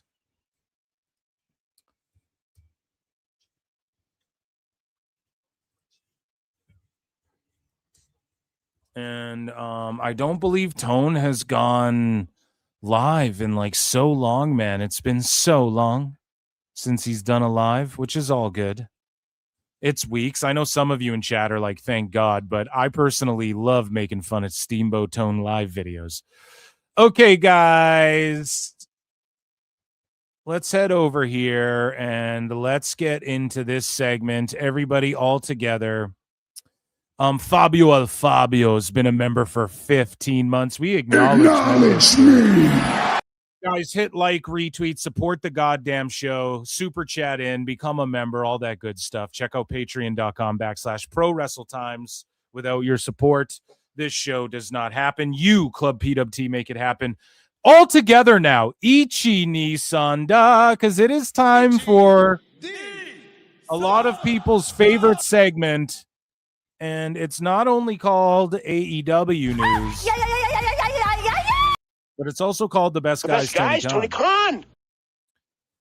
So, folks, we have some news here, AEW news, and Chris Jericho did some interviews specifically with Dave Meltzer, which is ironic or a coincidence rather, because Dave was sweeping up for his bullshit screwdriver to the head spot that I got multiple comments of people being like, Phil, you didn't even explain how bad the finish was. Like it didn't even just go right to a pin. It was like kick out, move, finish, whatever. And I'm like, I know, dude, it's just it's like trauma. You just try to shit this out of your brain, some of this AEW stuff. And we got a lot of legends in AEW right now coping over WWE leading into the biggest show of the year. It's fucking embarrassing. But Chris Jericho admits he's nearing the end of the road in AEW. And he's like, I'm going to retire here, man. And I get a lot of shit. A lot of people get shit for being like, people actually wanted this guy in WWE. Yeah, because he wouldn't do this dumb shit that he's doing in WWE. They wouldn't let him do this. Okay? You know all the great shit he did in his career, and it was all in WWE? That's what they would make him do. He would just get over feuding Dom or something. Okay? It would be way better. He wouldn't be looping, cycling fucking gimmicks. And he's admitted, he's like, I just do what Tone tells me to do now. And earlier in his AEW run, he didn't do that. But now he does what Tone tells him, of course. And I don't even know if he renewed a deal then. However, allegedly he fucking did. He's getting paid astronomical money to stay there. He was getting paid astronomical money before. But it's inevitable he gets inducted into the WWE Hall of Fame and all these things. And he could be gone by 27. We could have all got swerved, man. And if he returned to WWE, so be it. It's not like they're going to push him as world champion. But he'll at least help get guys like Dom and shit over. At least so we hoped, so we thought. But he's talking about probably retiring in AEW, which, again, that's what people say to appease Tone. But we know in reality that's likely not what's going to happen as far as, like, the last place we see him in any major pro wrestling capacity will be his induction into the WWE Hall of Fame, even if he doesn't return to wrestle in the WWE Hall of Fame. You know what I'm saying? But even he's going, I'm reaching the end of the road in AEW. And there might have been more Jericho. We'll get to it when we get to it, but we got Dax Harwood here, who's calling out former WWE and AEW stars for taking the easy way out on indie shows. Now, it's easy for him to say when Tone goes, Dax, cancel your podcast. And then he goes, okay, boss, let me cancel my podcast before I feed my family, right? It's easy for him to say that when he gets fucking booked and the Bucks love them, and so FTR just get a shoe-in spot on every All In, and whenever they want, they can come and go as they please, etc. And he's like, oh, these other people, when they go and try and feed their families by taking indie dates, that's not a good way to feed their family. And it's like, buddy, you're also booked for indie shows before All In. Okay? And these other people don't get booked on TV. So what else are they going to do? They're going to work on indie shows. Like, shut the fuck up. And so Dax goes, even when we've done a few of these indie shows, right? These independent wrestling shows over the last, I don't know, maybe 4 years that we've done them to feed our families. I see a lot of guys, and, even looking now, I see a lot of guys who have a little bit of, who have had a name on TV wrestling, whether it was AEW or WWE. I see them come in and they take the easy way out and they just do as little as possible. Yeah, it's because they're over Bumpy McGee, right? Like, there's people, look at how Punk moves, look at how Dax moves around the ring. Compare them both 10 years ago. And who moved better then, too. But compare who moves more similar to how they used to. Dax or fucking Punk. It's called not being a mark. Jesus Christ. And it's not about just doing as little as possible, but if they're helping to draw that's like saying Cena did as little as possible to try and make money to feed his family.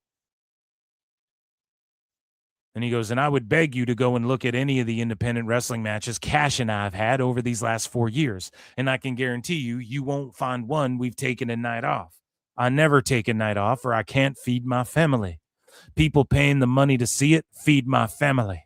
But also, you know, the promoter has to pay a lot of money and put a lot of time into it. So if they book these guys who have this name, the fans expect something from them. No, this is what the fans expect, dude, to see the fucking name. Like, it's not about not putting on a show. Like, obviously, it's not about that. But it's not a shoot, right? So if those people, they paid more money, yes, and they brought more people in off the name value of that person. So why would you want them to wreck themselves? Wouldn't you want to send them back to AEW or WWE healthy so that they can possibly book this person again and fucking... It's just stupid. Now, if you want the opposite, watch a real fight. But even like a George St. Pierre, everybody knew, like, okay, George St. Pierre is exciting because of his intelligence in the octagon. And yes, he can finish people, but it's his ability to like outwill people by sticking to a game plan and just having better technique and athleticism than other people. You know, like that's what made him, like, you knew most of his fights were going to go to a decision, but like people tuned in to watch him fight. You know, he was a draw for the UFC because of the skill level of the guy. That's part of the allure. Same with like a Merab Dvalishvili or however you pronounce the shit. He's typically going to have a 5-round war, but it's going to be like the best technique you've ever seen and shit for 5 fucking rounds. Now, in wrestling, it's the opposite. It's also fake. So right? Like, it's not real. You know this, right? Like, the bumps are real, so if you're able to get by on just being super over, again, the Rock Hogan, then less is more in that regard. But Dax is like, I'm coping because I have to do this crazy-ass style, and I got double knee braces. And that's how I feed my family. So we move along here. And we got more of this going on, man. We got a little bit more of this ex-WWE Cope. So again, Ricochet says AEW's answers to fans after Paul Heyman's WWE shareholders remark. So Ricochet is just kayfabing everybody. Like, in person, even the wrestlers he goes at, if they see him in person, he'll go, hey, man, we're just working. We're just getting heat, right? And he'll shake their hand or whatever. He's just working everybody. He's leaning into the sicko angle again. He's going to make more money off Tone than he'll ever bring in for Tone, and he's just satisfied with that, and he doesn't care about burning a bridge, and he's older. Ricochet's older, so you know what I mean? He's going to retire by the time he's 45 and Twitch stream at the latest. He's going to go out like AJ. People are going to be like, damn, he can still go. Why isn't he? So he's just trolling. He ain't planning on signing anywhere else, you know? And, so Heyman on his kayfabe Raw show goes, we answer to shareholders. But it's like they actually do that. They do that, okay? But it's also kayfabe Heyman just, you know, saying what everybody's thinking and just being honest about shit. And it makes for compelling television because you have Breaker and Oba that everybody wants to see rip each other's heads off. But it's like, nope, you got to wait for it. And that's what's awesome about, that's why WWE does the business they do. SmackDown's dead, man. 14,000 tickets sold for this upcoming SmackDown in Ontario, Canada. Oh, Canada. We're showing up and showing out, man, for WWE. What happened when AEW went to, so a SmackDown that's dead and gone, dead and finished and isn't at the peak anymore, Brian? Is doing over double the ticket sales of what AEW's last pay-per-view did in Canada. Wow. Right? Like, what are we talking about here? So whatever. I don't get wrapped up in all that shit. I just make fun of it on this show. And so Heyman says, this is the biggest promotion in the world. We don't just answer to the people live and the people at home. We answer to shareholders. We're the great, and then Ricochet says, we're the greatest wrestling company in the world. So no, we don't answer to shareholders. We answer to our fans because they're the ones who deserve it. They deserve it. They deserve it. Now he's just trying to rally the troops. And that's true. The fans deserve the best show. But unfortunately, the best show for the fans isn't just giving them everything like TikTok brain. Here's just everything all at once. Here's just matches with just a bunch of matches.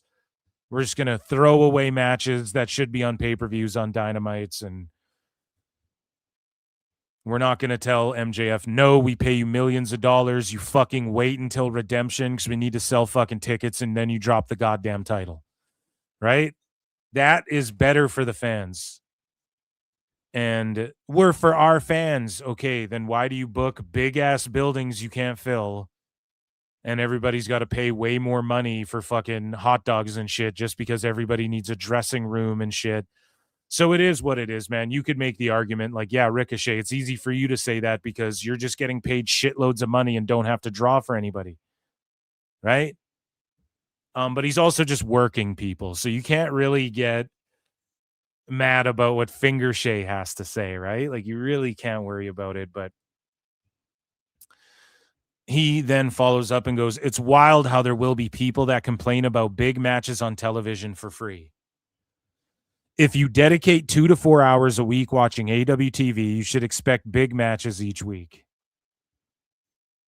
Yeah, the problem is that they're not big. You have big names in many aspects, but then the booking itself doesn't feel larger than life, which is just the stark contrast. Like Solo Sikoa doing a brawling segment with the Bloodline is bigger names and is way more intriguing than whatever Jay and Moxley are doing, especially when it hasn't been built up and it's just in a throwaway, senseless tournament. So Ricochet can cope however he wants. And he goes, people are really that ignorant. It's crazy. Yeah, I don't know, man. It's just super cringe, like, to see people who are unable to just accept, like, okay, what AEW is doing is clearly not working at the level WWE's is. And if you want to be on television and sell pay-per-views and do live touring, then that should be your goal, is to like draw houses.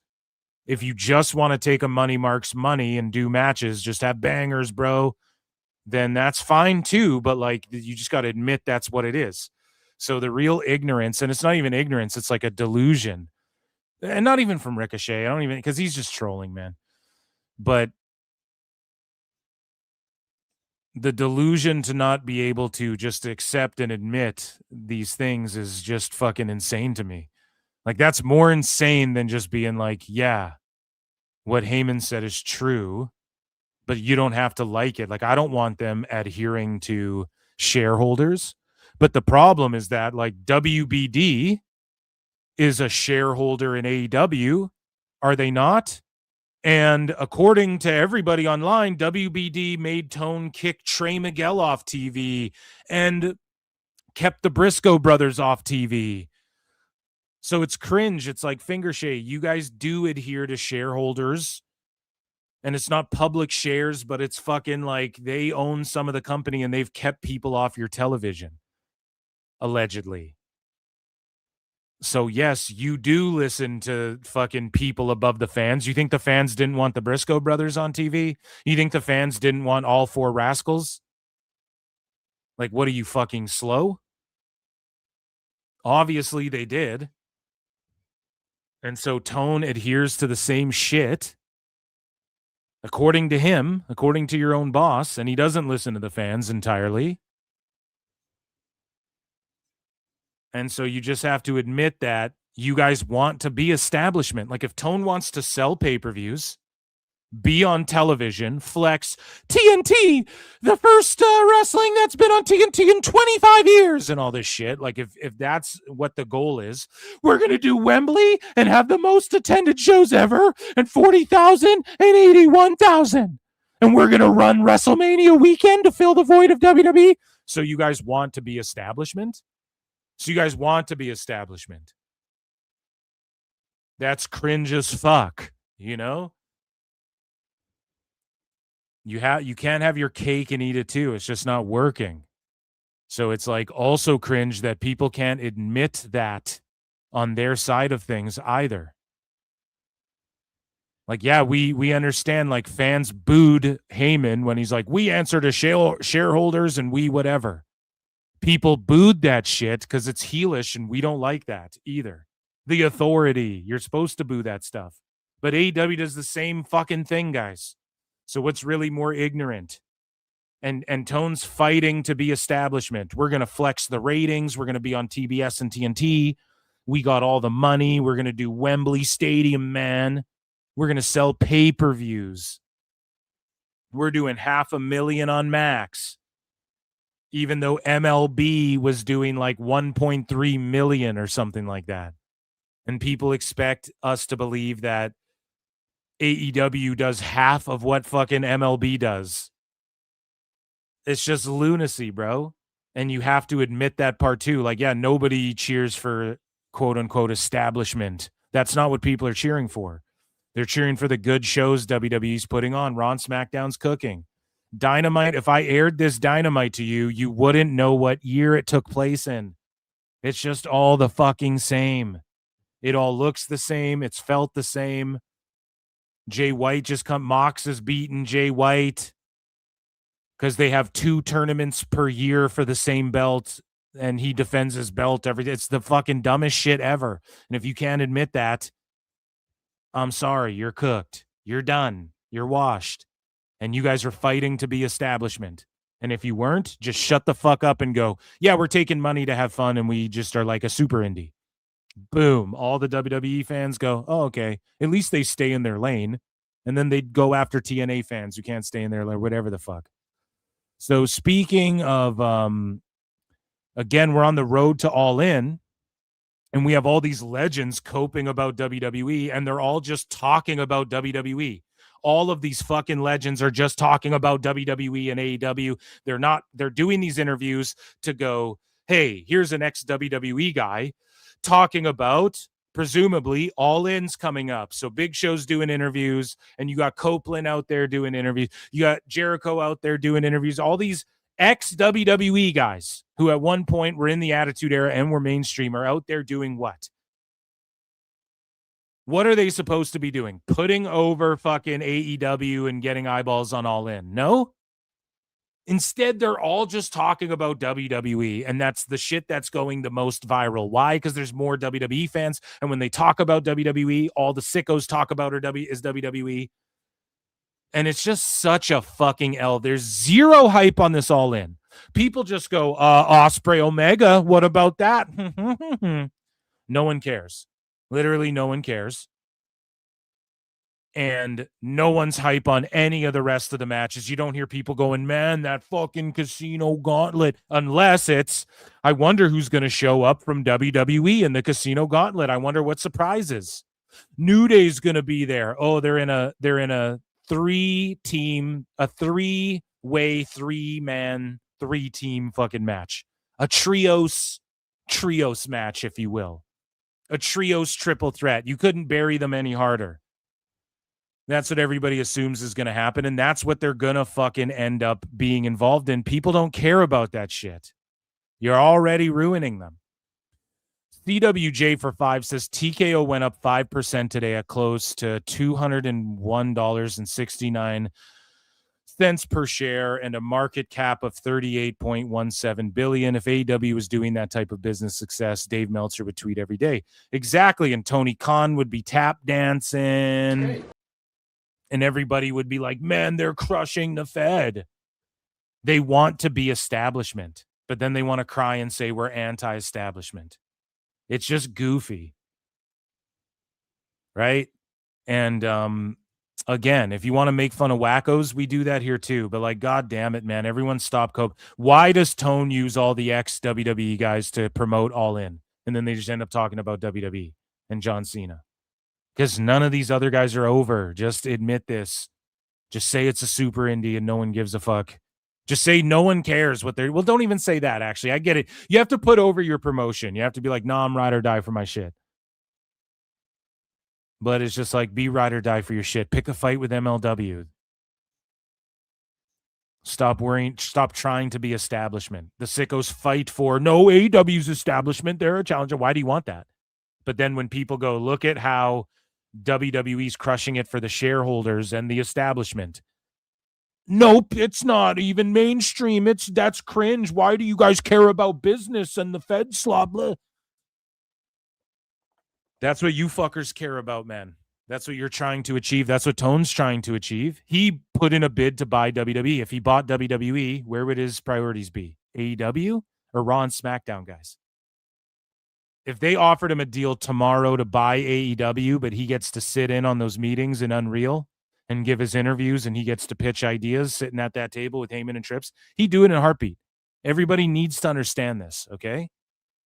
When you guys are like pedophiles, Fed-brained. That's what Tone is. He loves the Fed. Speaking of loving the Fed, Edge gets asked by Ariel Helwani. Shout out the Ariel Helwani show. Shout out Adam Copeland and Edge. Shout out the boys in the back. Shout out Uncrowned or whatever the fuck it's called. Let's take a look at a couple clips. Here is Edge discussing how he's not chasing championships. Same with Bobby Lashley. I'm not chasing championships. So they're all just there for money and to have fun and to just do whatever and take vacation time whenever they want. Tone's a money. Oh, so Tone's a money mark? Oh, okay. Great thrill. And this is an even bigger thrill. All right. Much to talk to you about. How would you describe, Adam, as of now, your time in AEW? The decision to show up just a few years ago was a shocker. The debut, the music, the pyro, you come out, you and Christian, all that stuff. You were such a WWE lifer. You were so synonymous with the organization. And now you're about 3 years in. How has it been? How would you describe it? It's been fun. And I think I say that word and it sounds like a simple word, but that was really the goal was to have fun. I'm not chasing championships or, the props, let's face it. I'm not doing that. I just... Such a cope. Go ask anybody if Edge was politicked or pushed for certain things when he was in and around the WWE Championship or the World Heavyweight title.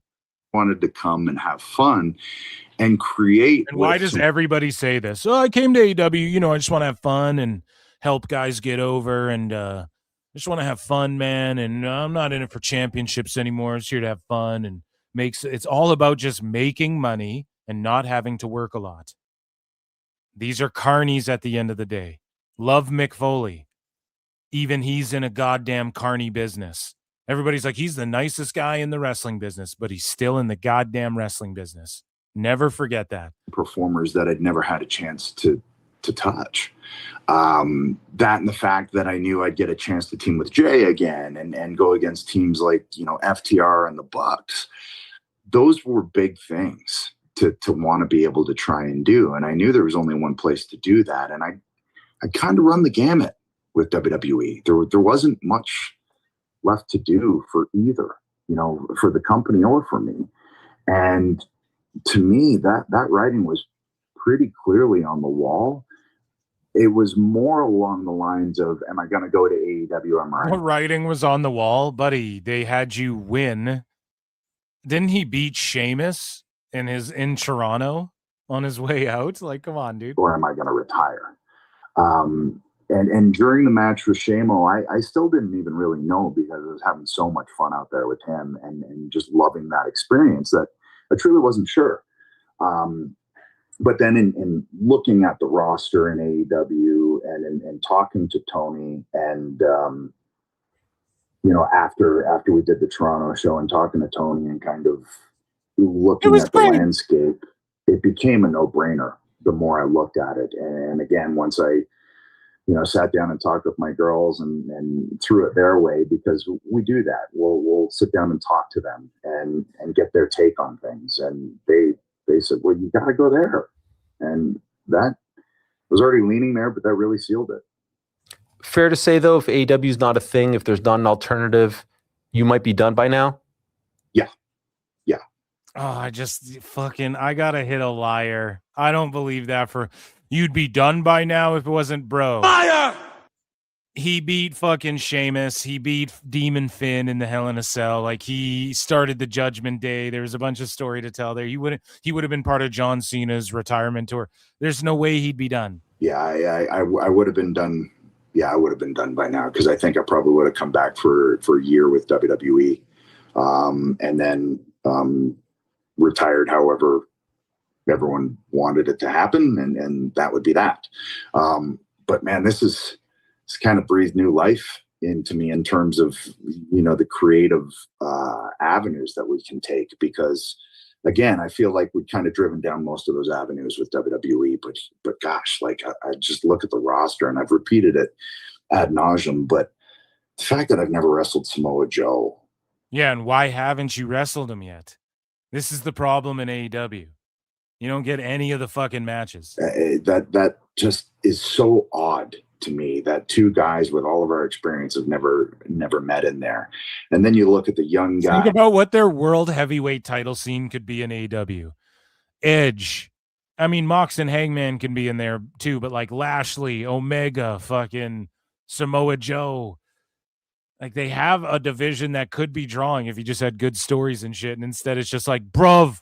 Oh, I mean, lethal weapon, bruv. Fall down, get back up quicker, bruv. He learned a new hold, bruv. Fuck off, man. So we continue along and Edge copes some more. And he goes, oh, my experience by the end of WWE was overproduced, over-rehearsed. So he's just shitting on WWE, saying everything was overproduced, over-rehearsed. And I believe Vince was still there, no? When Edge left? So maybe it's different. We already know that WWE is very overproduced and over-rehearsed, but it's also a global entertainment fucking product that travels around the world and all of this stuff. And AEW is more just like indie style pro wrestling. The reasons to bring me over as well.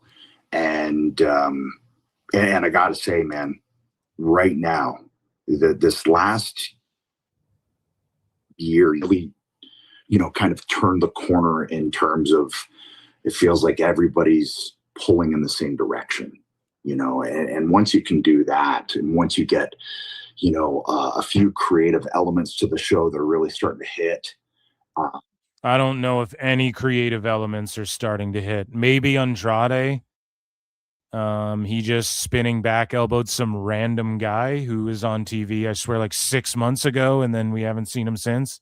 I feel like then everything kind of gets dialed in, and maybe Andrade's hitting. Otherwise, I don't. And then they're just gonna ruin it because the blow off to MJF Andrade takes place in a casino gauntlet match. So what creatively is happening right now in AEW? Hey Edge, I know you're gonna team with Christian and be our tag champs. Oh, okay. This is so creative. Like, what? What is happening that's so brilliant creatively?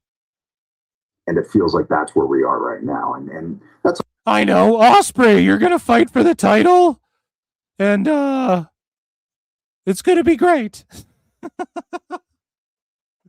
Always fun. Like, what are they doing that's so... Like, I know Dave's like, oh, there's just so many layers to this complex creative of the... And it's like, bro, it's not creative at all. Mox is now in a tournament and they've fucking let go of, seemingly they're slowly like letting go of the Mox being involved with Ospreay and all of this. He's in a tournament. The whole Mox Ospreay thing was a fucking botch. They thought it would get Ospreay more over. It just made him look like he's more at like a Garcia Yuta level. It's garbage. There's nothing good to sink your teeth into. Even the New Day's debut is convoluted with like 50 other people. What's amazing about AEW too is just the freedom to explore and to try things, and it's much more like Ciampa's like, I know I can use a drill to someone's temple and bleed and take dick pics. That's better than fucking planking or what the Bloodline's doing right now for years at this point, or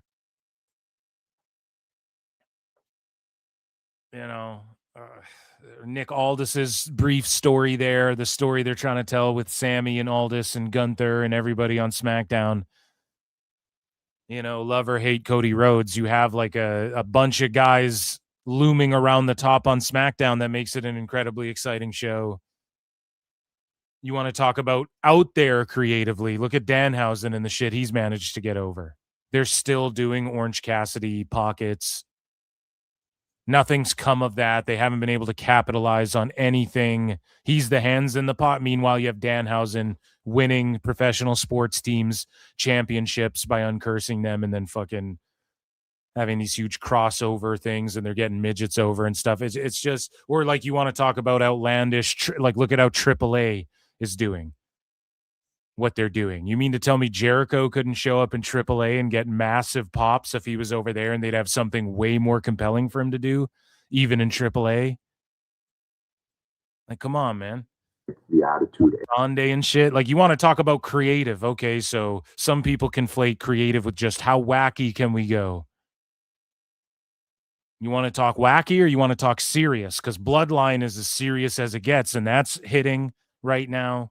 The shit with Chelsea Green and Gunther and Cardona, that shit was so good on SmackDown too. Like, they're starting to fire on all cylinders again. WWE is. Meanwhile, creatively in AEW, it just seems like everything's looping. People are stuck in the same place, doing the same shit. Nobody's growing. You have MJF, he shows up in Mexico and goes, this shithole country again. That's all he's got. And he's looping so bad he lost a match clean. More or less clean. He ate a finisher and took the pin 1, 2, 3. It is what it is. And then he fucking is walking around with the Burberry title, feuding with another champion. There's just 12 belts. And they're in a casino gauntlet match because they don't know how to promote just a singles match with heat. So just like everything's always been in AEW, it's fucking annoying. Edge, you're with Edge and Christian. That's what you're doing creatively. You're with Edge and Christian. That's what you did years ago. You already did this, and you're just having tag matches. You guys just show up when you want and have tag matches. And then they go, you're fighting champions. Every champion is a fighting champion, quote unquote, in AEW.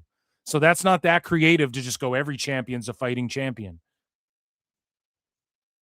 When they could easily push you guys like, hey, we're legends. We don't defend our titles often, but when we do, the people talk about it and we give it our all. And yeah, these young guys are taking us to the fucking limit, but, you know, some people think we're past our time. We're here to prove we're not. Da-da-da-da. They don't even take that easy, just simple fucking road that's right there. They could be telling that story with Edge and Christian. They fucking can't even tell that story. They can't even do it. They can't even figure out how to do that. It's just embarrassing. It's embarrassing you haven't done Lashley versus Omega for the fucking world title. Imagine instead of Kevin Knight, you did Lashley versus Omega in his first defense as champion for the title in Montreal. Would that not fucking draw? Would that not have fucking, what do you want to call them? Fed brains? That's what Meltzer's calling people. Would that not make Fed brains go, holy shit? I got to check that out. There's nothing creative going on. Tone's too scared to do anything really creative and just going, hey, Kevin Knight, you're TNT champion and you get 7 defenses really quick. That's not creative, okay? In that regard. Fuck. Because a lot of times when we were out there during the Attitude Era, it's like there might be a plan, there might not be too. Or you might be figuring that out as you go. My experience by the end with WWE was overproduced, over-rehearsed, over everything. And it kept handcuffs on you to where you couldn't really explore too much. That's not the case with AEW. And that, again... So Edge wants to go into acting in Hollywood where everything's overproduced, over-rehearsed, over everything. And he wants to go into that and make money there, hundreds of thousands, get his SAG-AFTRA, get his fucking... union cards, get his fucking 6 to 7 figure pay from that. But then in his wrestling on TV, he wants to get his millions of dollars to just be free to creatively do whatever he wants, regardless if it benefits the company he's in or not. And that's just it. For all these legends, they go, oh, it's about fun and making more money than I would in the Fed. Then they sneak that part in. It's never for, hey, I want to come in and improve this place, and I want to get this place drawing, and I want to fucking be the guy who carries the fucking torch for the next generation of AEW. You know who tried to do that? CM Punk. Let's talk about it. You know who tried to do that? Cody Rhodes. Let's talk about it. You know what Cody Rhodes did? He had to fucking leave, and he's unable to talk about the truths, and he's like, one day they'll come out. You know what CM Punk had to do? He had to fucking smack people in the head and go, yeah, you guys just don't get what I'm trying to do here. So Edge comes in. Good for Edge. I'm not even hating on Edge, but he's got to come in and be like, yeah. Oh, I'm just here for a check, and then I'm going to move along and go back and take a check from WWE again and get inducted in the Hall of Fame, and Tone will still send me a Christmas card. It's fun. So it's fun. The reason. It's not about the business. It's not to win. Well, what? This is real wrestling. Real wrestling. Imagine if fucking LeBron comes to Philly and goes, I just want to have fun. Just want to have fun, man. I'll come off the sixth man. I'll be the sixth man off the bench. I'm not here to try and win a fucking chip in Philly. I'm not here to try and make this better and give Philly a championship and fucking win. It's real sports wrestling, man. Real wrestling. No, you're just a mark. You don't understand what real is. You don't even understand what that means. Real wrestling. It's more like real sports. Nope. In a real football game, you want to win 70 to fucking nothing and take as little damage as possible. Same within a boxing match. You want to be Floyd Mayweather. You want to not get hit and just try and take people out as quick as possible, or just shut them out and take as little damage as you can. In hockey, you want to just fucking work hard and get a shutout and not have to fucking come from behind and have your players be in the box. And you know what I mean? Like, nope. If it's real, then no. You want to be Hogan and The Rock. You want to get over, help them draw, be successful. In pro wrestling, there's no real chips, right? That's what Edge said. It's just a prop. So then how do the owners and the bookers, what are their accolades? It's drawing, it's attendances, it's these sorts of things. Okay? And that's how the boys get feathers in their caps, and that's what helps them cement their own legacies. And Edge is just like, whatever. And that's the fucking problem. Imagine if LeBron came in and was like, yeah, I'll just be the sixth man. I'll just play whenever. He already does play whenever, but he's like, yeah, I'm just here to have fun and just like creatively sort of express myself out there and fuck drawing big houses in Philly and trying to win them a chip and get some other players over who then they win a chip with LeBron and then their free agency comes up and then they get way more money because they now have a championship under their name. And you guys know I'm Jordan over LeBron all day, but like, even I can give it to LeBron. He wants to win a chip, man. He wants to help these other players out and shit and give them the rub. And Edge, it's just like, yeah, I'm going to team up with Christian. It's so creative, and I'm just here to have fun. Okay, buddy. So Edge addresses not being a part of John Cena's retirement tour, which everybody thought he was going to be. Everybody with half a brain knew he fucking wasn't going to be, just based off his injury and how long he signed for. And if you listen to PWT, you guys know how long he signed for. And he goes, like Tone's down with it. So again, it's so funny how the sickos are like, fuck WWE, and the wrestlers are like, fuck WWE, man. But then Tone, the best guy, multiple times, according to some of these wrestlers. The best guy is Tony Khan. He's down to work with WWE. If WWE hit him up right now and said, let's have a crossover tournament, Tone, he'd do it in 1 second, even if it meant his guy losing. He absolutely would. Tone doesn't give a fuck, man. He wants acknowledgement from WWE so badly. And there's stories of this. Now, Edge is putting Tone on blast here going, oh, he would have let me do it. So whether he's just kayfabing or not, it makes you believe that Tone would do it. Tone put a bid in after all the controversies. after fucking Saudi deals and shit, Tone put a bid in 2023 to try and buy WWE. So let me just ask you one more time. If he bought WWE, his company bought WWE, would he be at every Raw and SmackDown or every Dynamite and Collision? He'd probably be at all of them, but what would he prioritize, guys? What do you guys think? Kenny Omega wouldn't be on Raw right now, fucking running around wrestling solo, or probably Solo would have been fired by now. Or just he'd be in Ring of Honor right now. But you guys get what I'm saying? Like, Tone wouldn't prioritize WWE. If they offered AEW a deal right now, we want to buy AEW, we want to absorb AEW, we're going to bring in your titles, do an invasion angle, and we're going to buy the tape library. We're going to bring in the guys who want to take pay cuts. We're going to hire you, Tone. You're in creative. You're right there with Trips, Nick Khan, Paul Heyman, Michael Hayes. You're sitting back there pitching your ideas, and you get to work with us in the business area of things and chum up to TKO and everything. Do you guys not think Tone would do that? He'd do it in 1 second. He'd do it in 1 fucking second. The best guys, Tony Khan. Tone was going to allow Jericho to go as an AEW wrestler in a Rumble. He was going to allow that at one point. He doesn't give a fuck. So let's listen to Edge, who now goes, one side was down, the other side wasn't. It was never a conversation.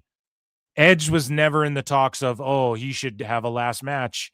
Will AEW allow it? That's never been, it was ever even in the conversation.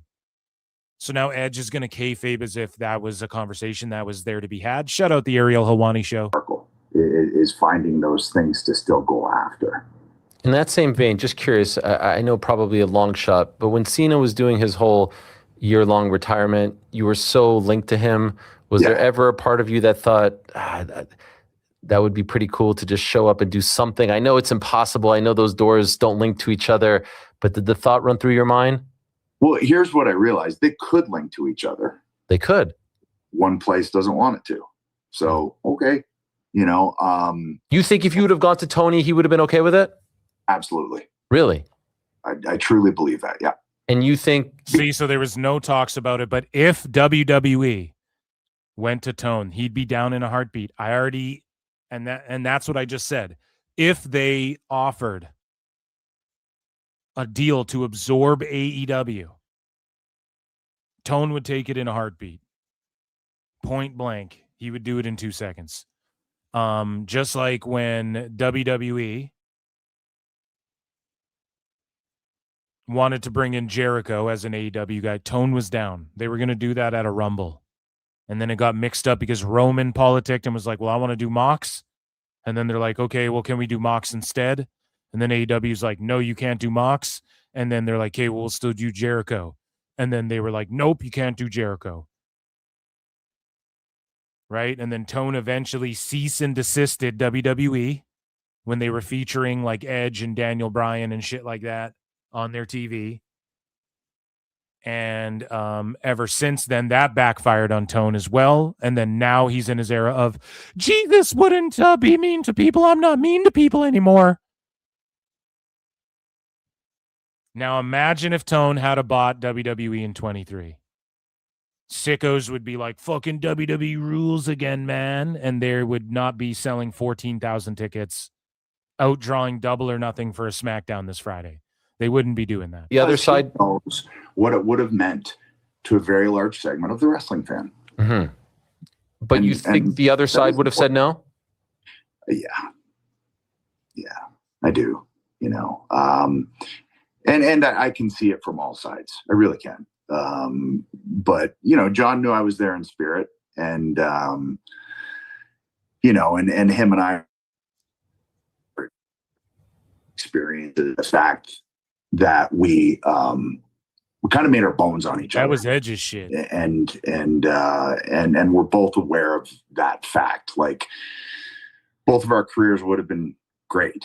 But I think that angle, that story, those two opponents kind of propelled us to a place, to a different place. Did you even explore it? No, I imagine you do this interview and Ariel's just asking about WWE, just assumed that it and a lot of these are assumptions. Yeah. But having been there long enough and kind of knowing how the mindset is there, I realized it's just it ain't gonna happen. If it were up to me and John, sure. Yeah, but how do you think it played out? How do you feel about the way it played out? It was never a conversation. I truly, and this goes back to my relationship with wrestling now, is I don't really. He's just like, I don't watch it. All these legends go, I don't watch or keep up with anything. It is fine. And then it's just like, so they can get away with being like, yeah, AEW sucks, but I still work here for millions, So he discusses what stands out to him about working for the best guy, Tony Khan. And again, he's just like, he's a nice guy. He's a really nice guy. It's like, yeah, dude, anybody who gives you millions of dollars to just lay in the cut and come to work whenever you want, that's the nicest, best guy ever. Right? Absolutely. That's why he is the best guy, triple cup the best fucking guy's Steamboat Tony Khan. Khan. We know, dude. But yeah, I mean, it's I guess this is his perspective, right? How would you describe him as a leader? So so they can't go, he's not a good leader, but he's just so nice and like he just lets you be creative and he really cares about us. And that's just a nice way of being like, he doesn't really have leadership qualities, which you need. You need that. Okay, you need someone where the buck stops with them, someone who can walk in the room and because of their ego, their swagger, their fucking stature, whatever, it does not intimidate people like, oh, they're going to kick your ass. I'm going to kick your ass. Yeah, right? Not in that way, because a lot of people see shit like that and they sense insecurity and whatnot. But just in like, you can't argue with Vince, whether you think he's a cornball, like Matt Morgan come on PWT and he's like, well, yeah, he's insecure. He's pretty much the impression, like how you interpret him, but it's just like he does that because it's like insecure with Vince. But what he's not insecure about is look at what he promoted and the stars he made, and nobody can question that. And so there's a level of respect there. With Tone, there's none of that. It's just like, here's a kid who doesn't even really know how to work in Gorilla, who in no other company people would tolerate this shit. It's like Dixie Carter. We just tolerate it because we have to. Right? She gives us the talk and we just sit there and take it, and we're all just have dumbfounded looks on our faces, but I ain't going to say shit because she's paying me a salary to fucking be here. And that's what it is with fucking Tone. So they all just go, he's really nice and he really fucking pays us a lot and he's just such a good guy, but it's just they can't sit there and be like, and I don't expect Edge to because he works there. But again, it just boils down to, well, who's leading the charge? Like, who's the leader? Who's booking this shit? The buck stops with Tone, so his creative's bad. Why don't we address this? He's just stuck looping. Why hasn't this been addressed? He's spread too thin. Remember when we all used to say Vince is spread too thin? Tone's not spread too thin? Come on, man. Here's the best example of how I can explain Tony Khan to the outside or people who ask me. First night, first match there, we're in Kansas City. I'm standing there with Beth and the girls. Tony comes flying up, knows both the girls' names, goes, hey, girls, I'm so happy you're here. I'm so excited that you're here. Isn't this great? And then, boom, takes off. Oh, my God. And they looked at me and went, dude, oh, no, it's so revealing. Oh, shit. Oh, my God. You fucked up. You fucked up. You fucked up. Oh, I love this so much. Oh, my God. Let's go back. His impression of Tone. So this guy comes speeding, waddling. So what he just described sounds like a homeless interaction. You ever been in a big city and some homeless fucking dude is, so he knows your kids' names because he's a fan of you. So if some guy on Twitter was just like, hey, I'm a big fan, how are your kids, and naming them by name, you would think that was creepy as fuck. This guy runs up to you, hey, then he just goes flying off. He was flying all right. Tony Khan is the best guy. Beth and the girls. Tony comes flying up, knows both the girls' names. He goes, "Hey, girls, I'm so happy you're here. I'm so excited that you're here. Look at the man. Oh, I'm so excited you're here. It's great. Isn't this great?" And then, boom, takes off. And they look at me. He's like a fucking Looney Tunes character. And see, Ariel laughs. He never just starts chuckling over people. Oh, my God, dude. He's like a Looney Tunes character. I went, "Who is that?" I was like, "Well, that's my boss." Oh my God, Beth Phoenix, like, who is that? And do I need to throat punch him? And why the fuck does he know my kids' names? And then Edge goes, "Yeah, that's my boss." Holy shit, he's exposed. Tone just got exposed there, dude. That's crazy. Let's hit a Steamboat Tone for that, dude. Oh my goodness. You guys want to come on the Super Yacht Kismet? I'm making shrimp kebabs and pineapple. Grilled. Tony, and they're like, grilled or chilled. I dipped it in Kool-Aid first. It's great. Whoa, he's awesome. Because the guy loves wrestling and he's full of energy and he cares. And, you know, when you boil it all down, the most important thing is really great human being. He's really great. And that, as I get older, as I raise kids, it's very important to me now. You know, before you just do your thing and the blinders are on, right? But now where I conduct my business is important to me and who I conduct it for. And I'm pretty sure Edge went there like right after Tone had multiple spells of like, "You bald assholes," and disrespecting Undertaker and Cena, guys that fucking helped make Edge who he is. And he helped make them, of course. Maybe not make the Undertaker, but Cena certainly, you know. God, it's fucking cringe, man. It's super cringe. Tony, man, he's a good human being. I think a little bit early on, there was some talk. Tone, if you're a good human being, give me $250,000 in good faith and just go, "You know what, Phil? We're both good guys, right? And I understand why you criticize." Talk on him was that like he couldn't stand up to the guys. He couldn't be a boss. He couldn't be a leader. Honestly, I don't hear that anymore. I don't feel that. Have you felt? I know you were, you know, it's almost going to be 3. I don't hear that anymore. Yes, because everybody's now used to the NDAs and they understand, okay, like you go there, you work for Tone, you just take the goddamn check. Right? Years in October. Just accept you're just going to do matches. Have you felt a change in him? And yeah, I think so. Yeah, I think he's just become more hands-on. And you know, that was discussions that we had, you know, the Mees and the Moxleys and the Jerichos said, you need to get more hands-on again. And I think that has made a difference. It's truly made a difference because it's his vision.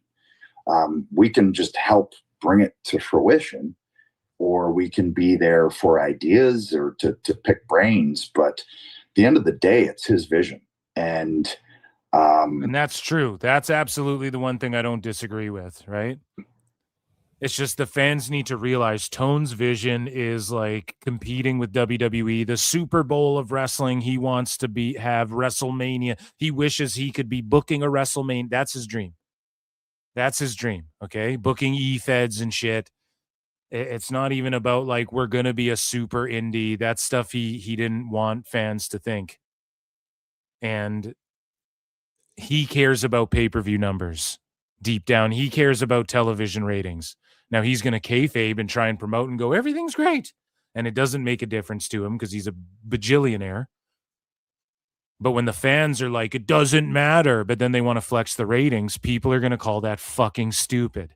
And they're going to critique it just like they critique TNA or WWE or any other fucking show. And we need him in order to try to get that vision that he wants across. And so I feel like that's the case. I don't know what the case was like before because I wasn't there.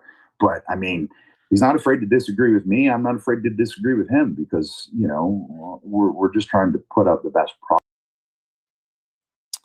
Yeah, so I disagree with both of you. You're not trying to put out the best product. right? So we move along here, guys. And Tony Schiavone announced that Nigel McGuinness was injured during his match with Katsuyori Shibata. More information on his status will be given during the Continental Challenge Cup quarterfinals selection show this Monday. And then it turns out he's wrestling injured, bruv. And then he just wrestled against Hechicero and choked him out with like a guillotine choke. And even though he's on commentary most of the time, so you have a bunch of wrestlers on your show who are getting beat by a fucking commentary guy with an injury. It's pretty bad. It is what it is. And now we're getting into overrun territory again on Dynamite. Jim Ross just had brain surgery. That's a nasty scar there. And shout out Jim Ross. I hope he says the proof is in the pudding, King, and I hope he recovers, and I hope he's not at all in. I don't want to see him anywhere. He just needs to stay home. Pay him to stay home, Tone. So Jay White and his wife Savannah are expecting their first child, and he lost to Moxley tonight. Time Cop, that fucking stinks that he lost. And Moxley's a fucking schlub, and this Continental 2 tournaments a year is the dumbest shit ever, but congrats to him and his wife Savannah. So creatively, that's one thing. But they are creating a child, which is a beautiful thing, and it is a blessing. So I wish them nothing but the best. Shout out Jay White. We move along here. And Stephen Borden's status with AEW. It was said, this according to Fightful Select and Sean Ross Sapp, it was said that the common belief is that he signed with the company. No fucking shit, dummies. Epic fail. Failure. No doubt. Do you need your sources to put that 2 and 2 together there, buds? Holy, I wonder if they got him putting away chairs. I wonder if they got him sweeping up glass and tacks after fucking Darby Allin matches. I'm curious. So, speaking of my curiosity here, Britt Baker addresses her wrestling future after nearly 2 years away. So she addressed it in an interview, and also it was announced that, not announced, I guess it was reported by Fightful, again, that apparently Britt Baker is being discussed to return after a 2-year hiatus for the Rebel Heart show that they're doing for Rebel. And it's like, no shit, Tone's going to parade her out there for that. And now she's fucking Abaddon. It's just like Abaddon. Hey, it's Halloween. Quick, let's get Abaddon on TV. Britt Baker is on the fucking shelf, and then Tony's just going to go, well, I'll use you once for this tragic fucking ALS diagnosis, right? Of her best fucking friend. Yeah, I'll parade you out on TV. It's just fucked up. Tone is honestly, he's such a good guy. That's fucked up, man. And they ask Britt Baker, should she return? And she goes, I don't know, should I? And that's all she can say about it. And she's in the shreddiest, best shape of her life. She's probably the shits in the ring, just like the last time we saw her. She's like, I don't know, should I return to wrestling? And it's because it's not up to her. It's just Tone fucking around, but he's going to parade her out there for Rebel. And then she's just going to disappear again, or what, bud? And then what's the explanation of the fans of why she was gone for 2 fucking years? It's just insane the way things operate there. And it depends who you ask. No, Tone's just such a good guy. And then you have people going, he's fucking inhumane, dude. So, speaking of which, Road Dogg, oh, you didn't know? Bow, bow, bow, bow. He claims he was rejected by AEW due to his political beliefs. And so the Road Dogg, Jesse James, says, actually, I was turned away by AEW because of my political core beliefs. That happened in America. I didn't donate to or vote for Trump, but his old man did. Why was I punished? And they were going to bring him in. So all the sickos who were like, yeah, fuck him. Well, guess what? They were going to bring him in. Okay? To do terrible creative over there. Just like Darby Allin getting exploded by the fireworks guy who works in AEW.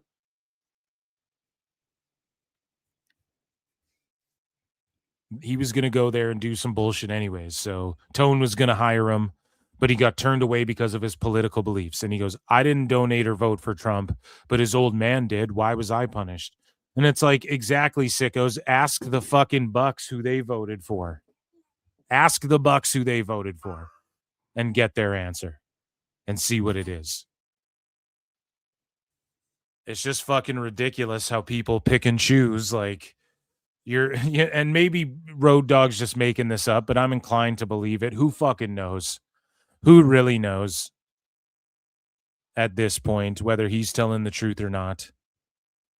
But it is fucked up if it is true. And again, you just ask the Bucks who they voted for.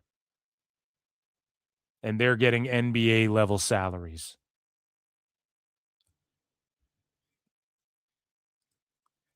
And so you'd be hard pressed to find a billionaire that doesn't like some of the fucking shit Trump is doing for billionaires. Okay?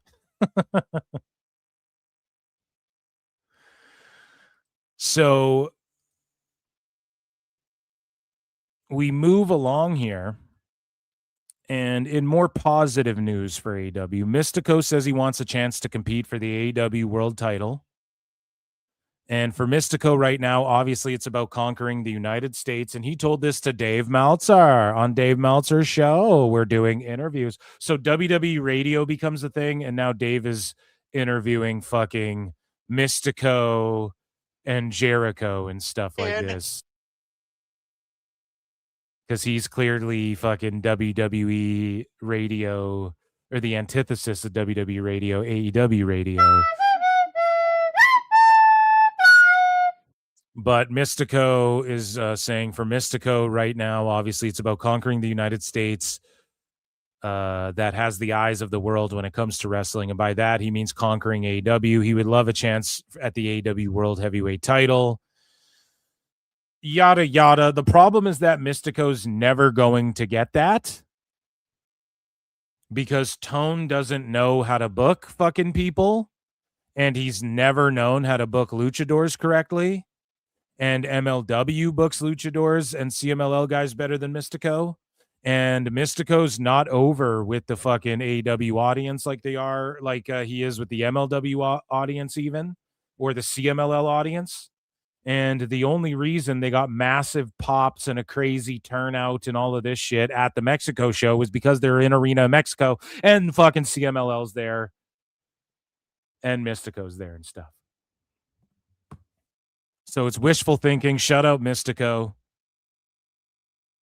He's come a long way since Botchkara. But, man, Tone isn't going to be able to facilitate that. Wouldn't that be nice for everybody? And speaking of somebody who doesn't get booked properly, Lance Archer was briefly cast as Leatherface for the 2000s Texas Chainsaw Massacre movies, but he was politicked out of the role by Andrew Brian Yarsky. And basically he got fucked over on this movie role. He was on Wednesday Hang with David Otunga, and he tried on the mask. The actor came in who was being friendly with him, but the people producing it produced something else that he was in before. So the guy came in, was awkward and silent when he saw Archer wearing the mask. And then like a week went by and he said he's going to get a call back. He never received the call back. So he called. And typically when that happens in Hollywood, you're fucked. And they're like, oh, we didn't tell you, like this other guy got the fucking role. And that, ladies and gentlemen, was AEW news for the most part. Let's talk about this Dynamite and the end. So, what happened on this show? Is this even the right card? Was this fucking... Yeah, this is the right card. So, what happened at the end there was Darby Allin just got exploded by the fucking pyro. Now, for Kevin Knight to do something, first off, this shit sucks balls because we've seen Darby go through worse than fake smoke and pyro exploding him. If anybody tuned into the overrun and they look at Darby, they think he's a Minihausen, maybe that will increase the rating. But otherwise, what the fuck was that? That was just a complete terrible ending where we've seen Darby go through worse than a fake explosion. We've seen Moxley's head get exploded with an exploding super boot, thumbtack barbed wire super boot. We've seen his head get exploded. So why the fuck would anybody care about Darby getting smoke exploded in pyro and then Kevin Knight beats him up further? Instead of the medics running out immediately to help Darby when they saw he got exploded. And who's the pyro guy? So who is controlling the pyro? Should somebody have fucking gotten fired for that? Obviously, we're going to see the next episode. But who did Kevin Knight hire to explode Darby Allin? And they're doing this to try and, again, garner some heat before All In. Now, I appreciate them not just doing this on the Go Home show. Some people are saying they're still going with AEW.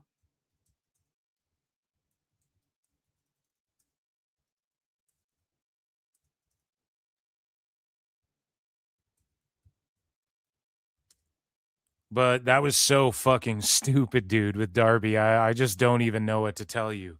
This is what I mean. I'm not against like exploding a guy with the pyro. But how many guys even use the fucking pyro for it to be so, like, why would it be rigged where your whole fucking ramp would blow up just at any moment?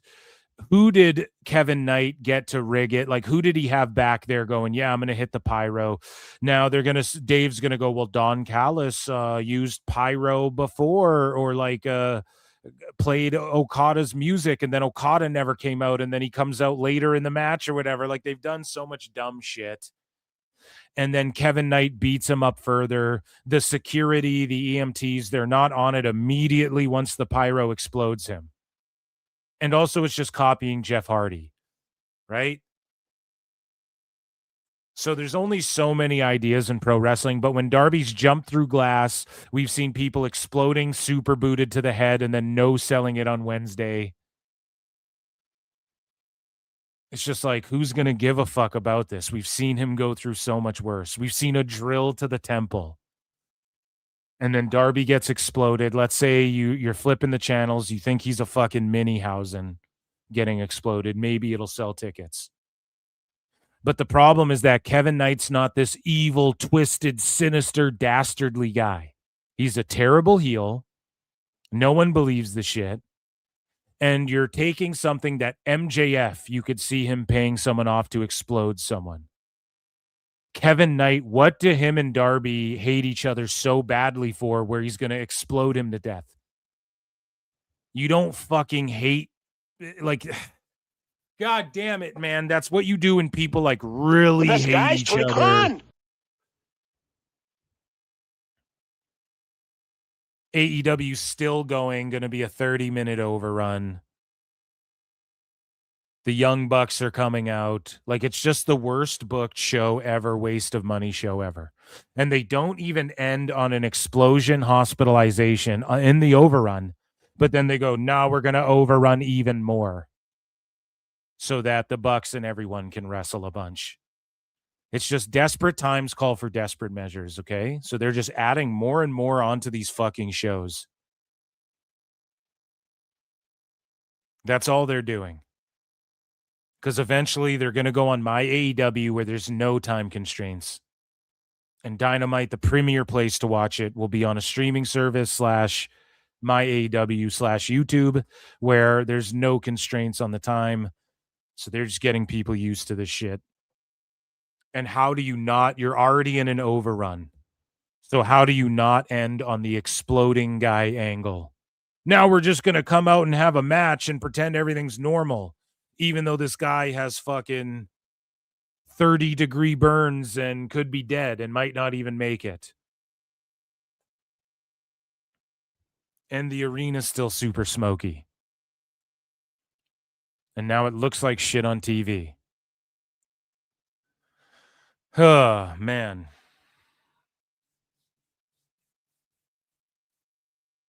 AEW is just lost, dude.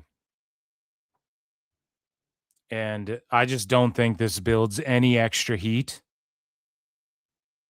for All In. And I don't think this fits Kevin Knight's character. That's all I'll say. So let's move along here, guys. Let's move along. That's fucking terrible. And is that, yeah, like, so they're going to end with this fucking match? No?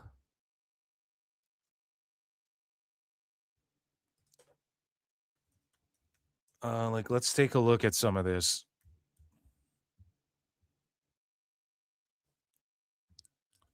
Let's take a look at some of this. So, Sting's son, Stephen Borden Jr., just made his official AEW TV debut. So, Stephen Borden's back there with Darby. And then look at the dumb shit they're doing with him. Like, he sets up a chair. So, I know, let's explode him. And then let's also do the Jacob Fatu, what he did to Solo. Or pardon me, what he did to Royce Keys. Let's combine both of those in one thing. And the medics run down after all of this instead of fucking when the explosion happened. Like, how shitty and dumb of a senseless fucking company could you be? Stupid idiot. Do they have the explosion spot? I want to see it. Yeah, so look at this. And the way he's just standing there like a dumbass. So Darby's literally known as the guy who just runs to the ring, skateboards down. Whenever you see him, he just hits the ring. He never stands around like a dipshit. He never does that. That's not in his character. He'll show up with a thumbtack skateboard and start trucking people. He's just standing there waiting. To see ground. So they hit him with just super smoky fireworks. Okay. And then it's like, oh, so Goldberg's here? Bro, that's Goldberg's entrance. And you're dead from this? After we've seen you jump off shit and we've seen drills to the head and we've seen you fly through fucking glass and we've seen people exploding barbed wire super booted to the head. Now, I'm not going to get too hung up on like, well, who's controlling the fireworks? Even though they do got to explain that. Like, you know, Danhausen in WWE does shit with the fireworks and we just kind of laugh. But it's goofy. It's stupid. It's not like serious. They're trying to get, and then Kevin Knight grabs him and then does moves to him and breaks his neck with a chair in the corner after this. Why wouldn't the medics be out there immediately? Doesn't even make sense. Wait for the spot to happen, then send the medics. It's just straight ass. And that, ladies and gentlemen, is Ichi Nissan Da for AEW News and Review. The best guy's Tony Khan. Fucking nutty, man. This company's nutty. That makes no goddamn sense. Yeah, so Also,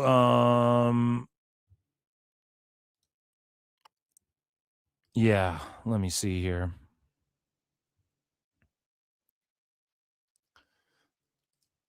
Actually, we have one more thing here. So Ruby Soho got cleared for an in-ring return a couple of months ago. She's just running like her game cafe or whatever. And good for her. You know, she's going to come back and what? Do what in this company? And that, ladies and gentlemen, was AEW news.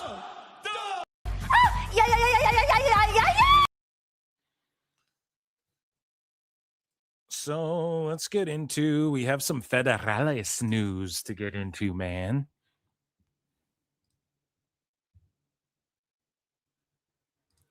And people I see online, people are like, oh my God, fucking Stephen Borden Jr. Okay. It's just a guy backstage. Like, fuck. Shouldn't even be how this guy makes his first appearance on TV. On AEW TV. It's madness. What's chat saying, guys? Over 200 watching. Hit like. If you're watching on YouTube, hit like. If you're watching on X, hit retweet or heart or whatever. Share this show around, okay? And check out patreon.com/ProWrestleTimes. Tons of bonus shit. Early access. The member shows go there. Bunch of stuff over there. Consider signing up. And yeah, man. What a wild Dynamite, and it's still going. It's just greedy selfishness of those EVPs, I tell you. Speaking of selfishness, ladies and gentlemen, to entertain myself, Chris Jericho. I look and see it's not just me. So many others have stood where I stand. We are the young, so raise your hand. They call us problem child. We spent our lives on trial. We walk an endless mile. We are the youth gone wild. We stand and we won't fall. We're one and one for all. The writing's on the wall. We are the youth gone wild. Let it get wild. Yay!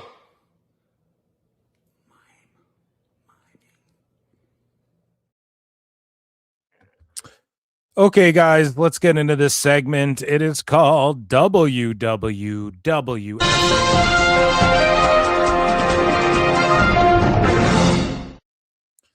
So Liv Morgan flexes her ring in her latest post, and some people are like, is this even real? She's dating this Landon Hardwick guy. Of course he's going to put a ring on it. She probably makes more money than him, and she's a dime piece. And so good for Liv, and good for this Hardwick fella.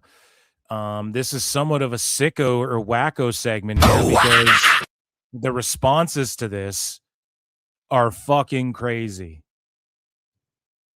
Right? And so this guy's like, was nice knowing you as Gianna Jeannie Daddio before you decided to ruin your family name of getting married to a homophobic conversion therapy family of new family name after marriage of Hardwick. I'm glad my merchandise is under family name Daddio before it was ruined as Hardwick. What a fucking psychopath. These WWE fans are mentally fucking deranged, some of them. Just, we made fun of the sickos. Hey, we give fucking even, we give it evenly here at PWT. Everyone else is fucking picking a side, dude. We're shooting from all angles here.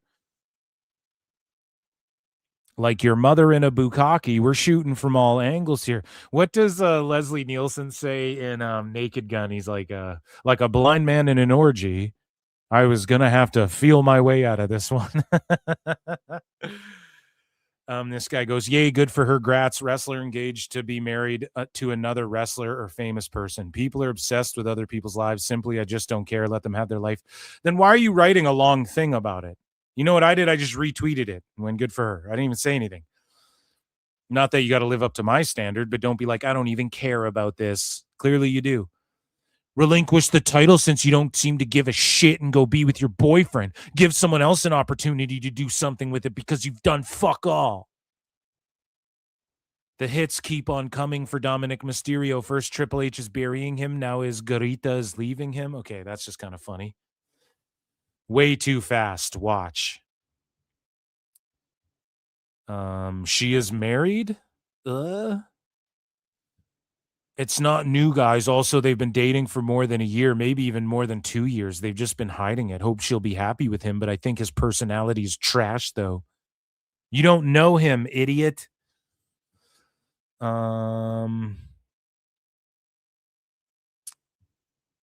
She on that Tiffy shit, and I want to know who these men paid to make them catch the bimbo virus.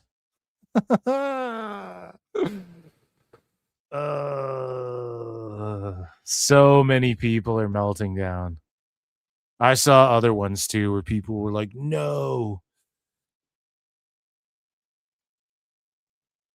At this point, Liv Mind is more fixated on her new relationship more than pro wrestling. Her MAGA fiance will be the downfall of not only her wrestling career, but her personal life as well. Like, what kind of fucking dummies say stuff Master like this, Needle dude? obliterate. It's so cringy, man. It's just weird parasocial shit, you know? Mind you, this dude was in a long-term relationship with someone else back in January, and Liv didn't even know who he was 8 months ago, and they most likely began dating during WrestleMania season. And this gets 60 likes. This gets 60 likes. Some weird, like, stalking these people's personal relationships. It's so cooked, man. IWC stays forever defeated.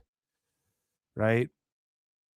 And speaking of just fucking cringe, here's College Game Day. And they post this. This glaze of Pat McAfee right now, who is just cringing up the timeline with his music. We have a snippet of it. And a lot of people say that Pat McAfee's surrounded by yes men now, and that is probably the case. Like, he's sitting there and he's like, oh, I want to leave some music behind for my kids so they knew who their dad was. And he's got songs that are literally called like Click Clack and all this like country rap, cringy country rap shit. And it's like, you're not Post Malone, dog. Everybody thinks they're Post Malone now. And even Post Malone's like, I'm gonna make rap songs again for a little bit, you know. Everybody's doing the country rap thing. Shout out Crack Amico. But he dropped a song called White Again. I encourage you all to check it out. But Pat McAfee, like none of his boys were like, dude, this fucking album you're making is stupid. And the legacy you're leaving behind for your kids, this is how they know who their dad is, how you treat them at home, the lessons you teach them, and the legacy you've left behind already. You don't need to make an album. Every rich guy makes an album now. So shout out ESPN and the Pat McAfee Show. Here's a clip. The last thing about the album, the record, and what I loved is the hopefully people are going to be able to not just enjoy the music, but really like listen to the words. Because what I love is there's some really, I mean, we all listen to all these different albums, but I think what separates this is you got some great. I think a bunch of his songs have less than 1,000 plays, and that's why he's not showing the numbers here. And also, like his one main song that he first dropped, that's also on the album. That one has a bunch of streams, but again, it was pushed as a single. And let's just face it, man, rap is dying off. Rock has like died off. And even like, oh, Post Malone's going back to rap, but it's like singy rap. It's not really fucking even rap. It's like this new generation of poppy rap bullshit. He's just collabing with fucking rappers, and like same with MGK, right? He's like, oh, I'm going to go more hip hop again, but here's just like a Limp Bizkit new metal knockoff version of their old songs with Fred Durst on the chorus, because why wouldn't he take the money to do it?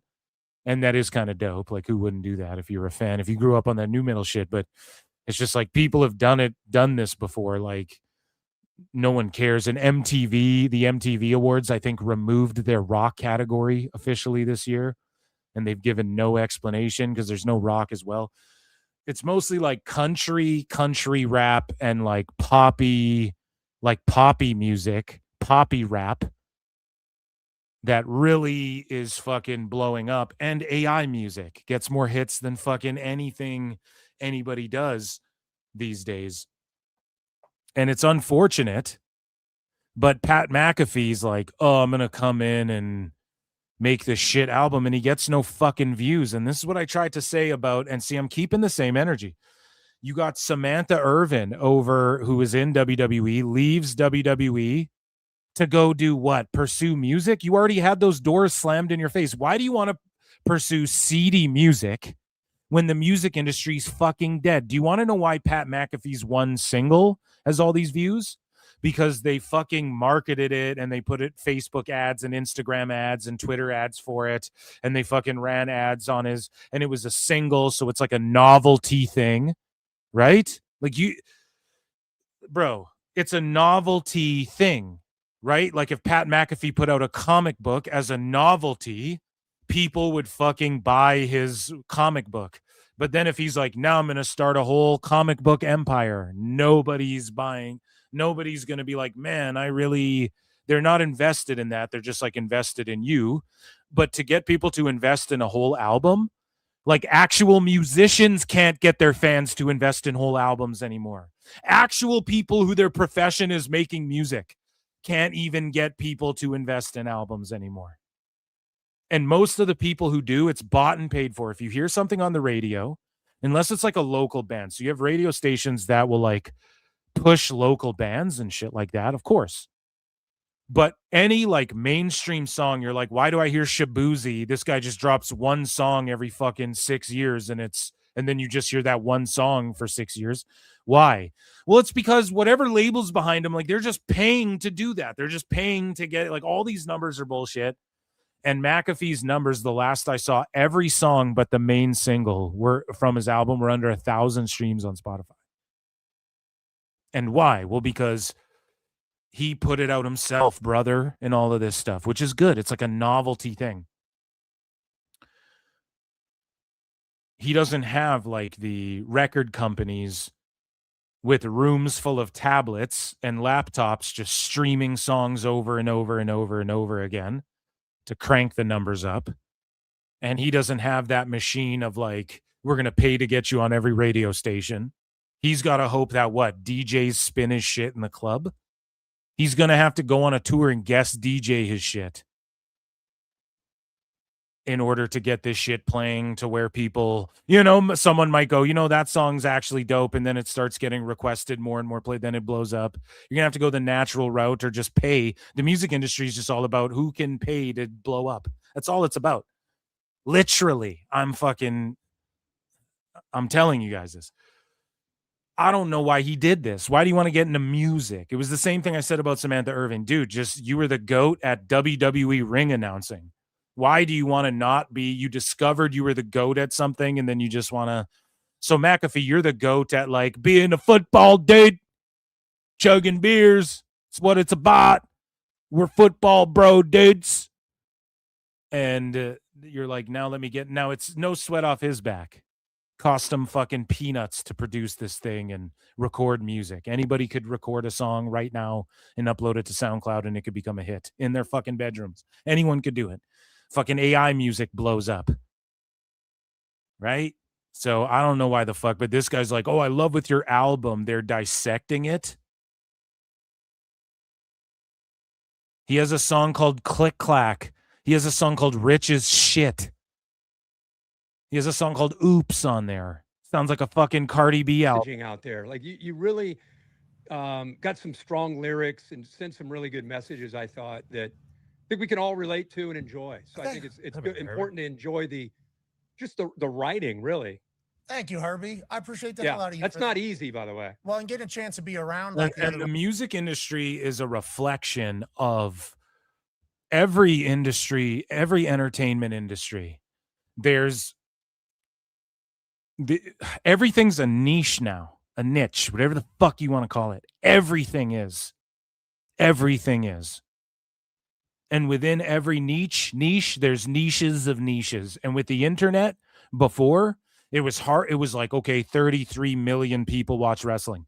Yeah, but how many people have access to wrestling? Now there's so much other shit to be fans of that people didn't have immediate access to, where you don't know if fucking, I don't know. You don't know if like, what's some of this brain rot shit everybody likes, everybody likes Backrooms or whatever. Like if the Backrooms existed in the 80s, we don't, and it was a TV show, let's say. I don't really know how it works fully other than the movie and the YouTube videos, but let's say it was on TV. We don't know if 10 million of those wrestling fans would have liked fucking Backrooms instead of wrestling or whatever. That's like a bad comparison, but you get what I'm saying. Like we really don't know. There's just access to so much shit.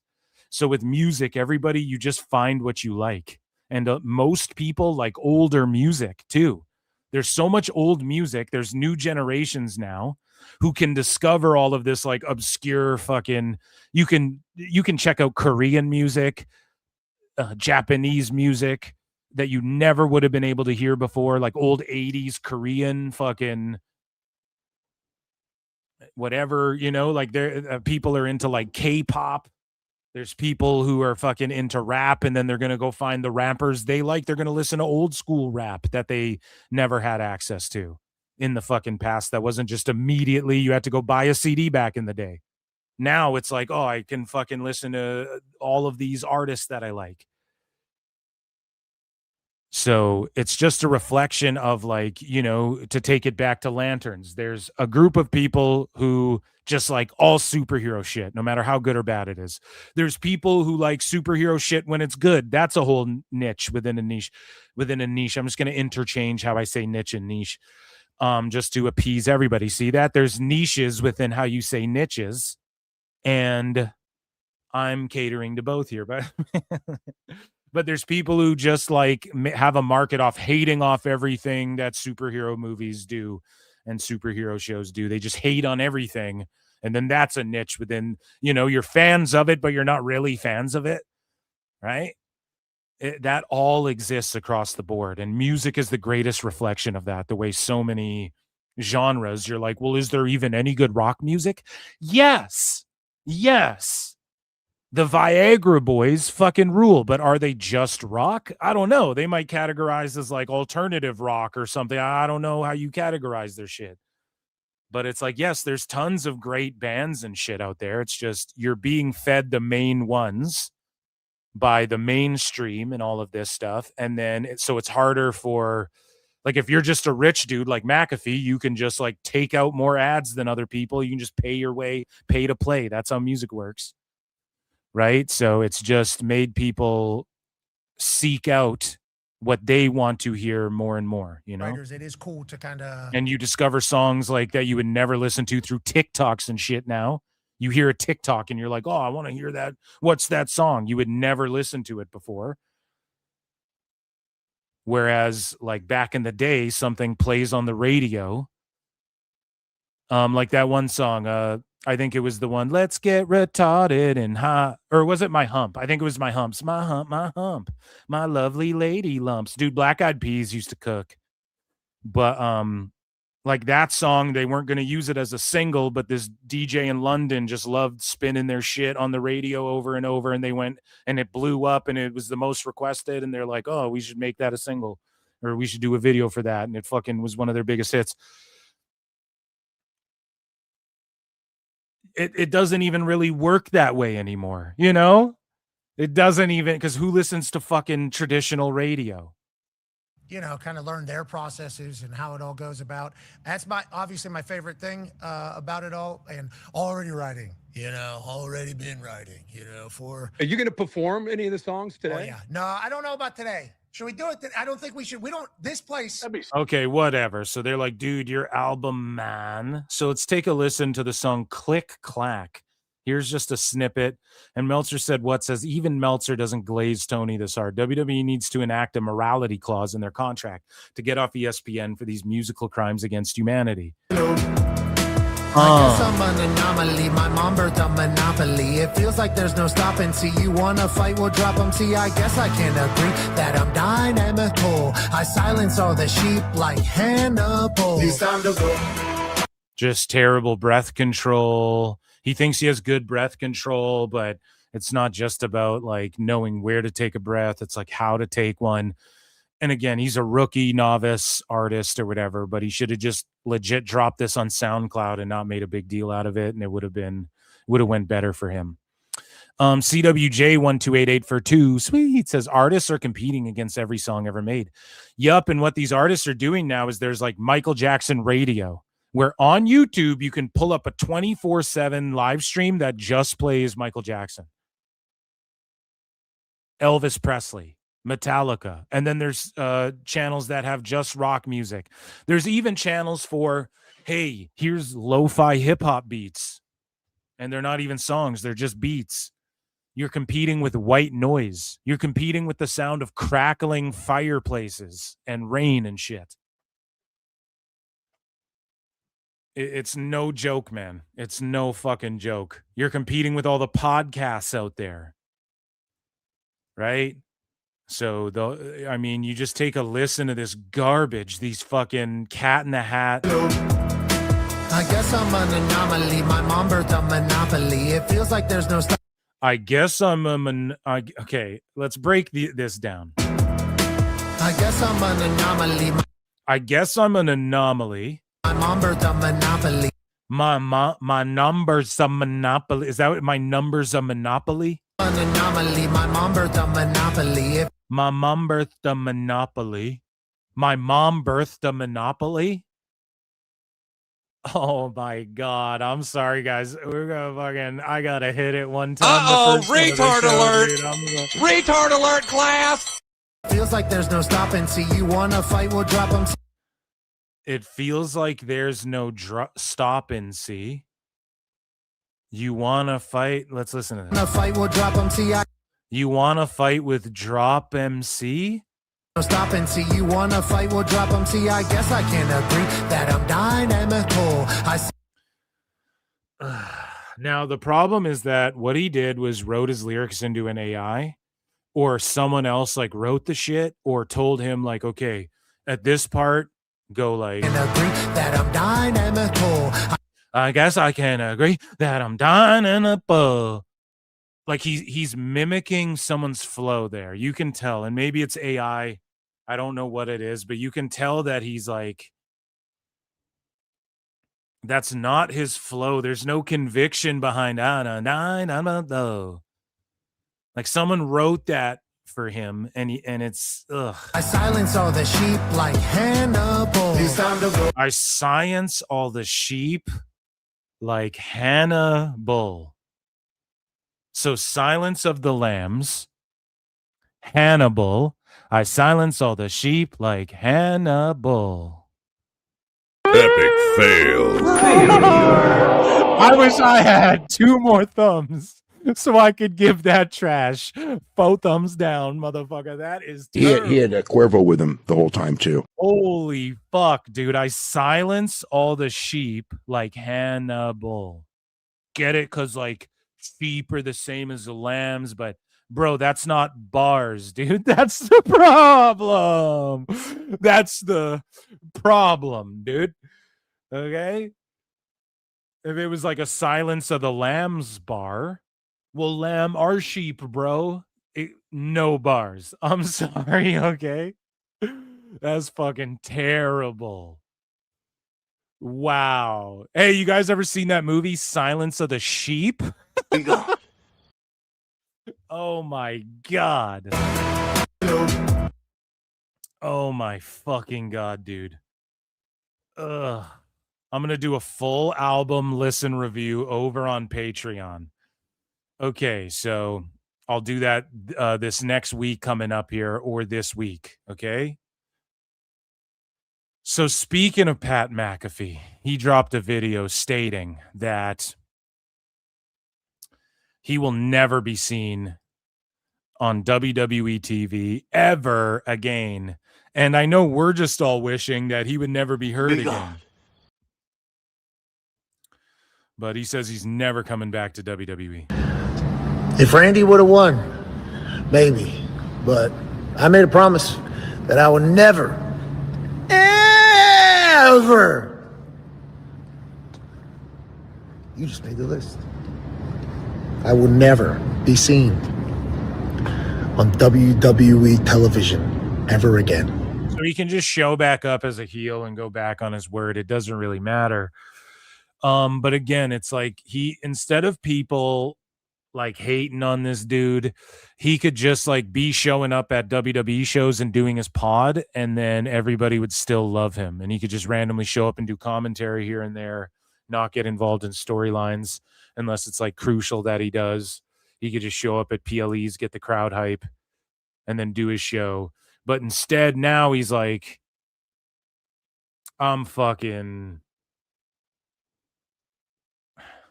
hanging out with dickheads and fucking making shitty music. And now people are just starting to clown him. That's pretty much what it is. Oh, man. He douche cringed me out. I can't even finish that fucking video.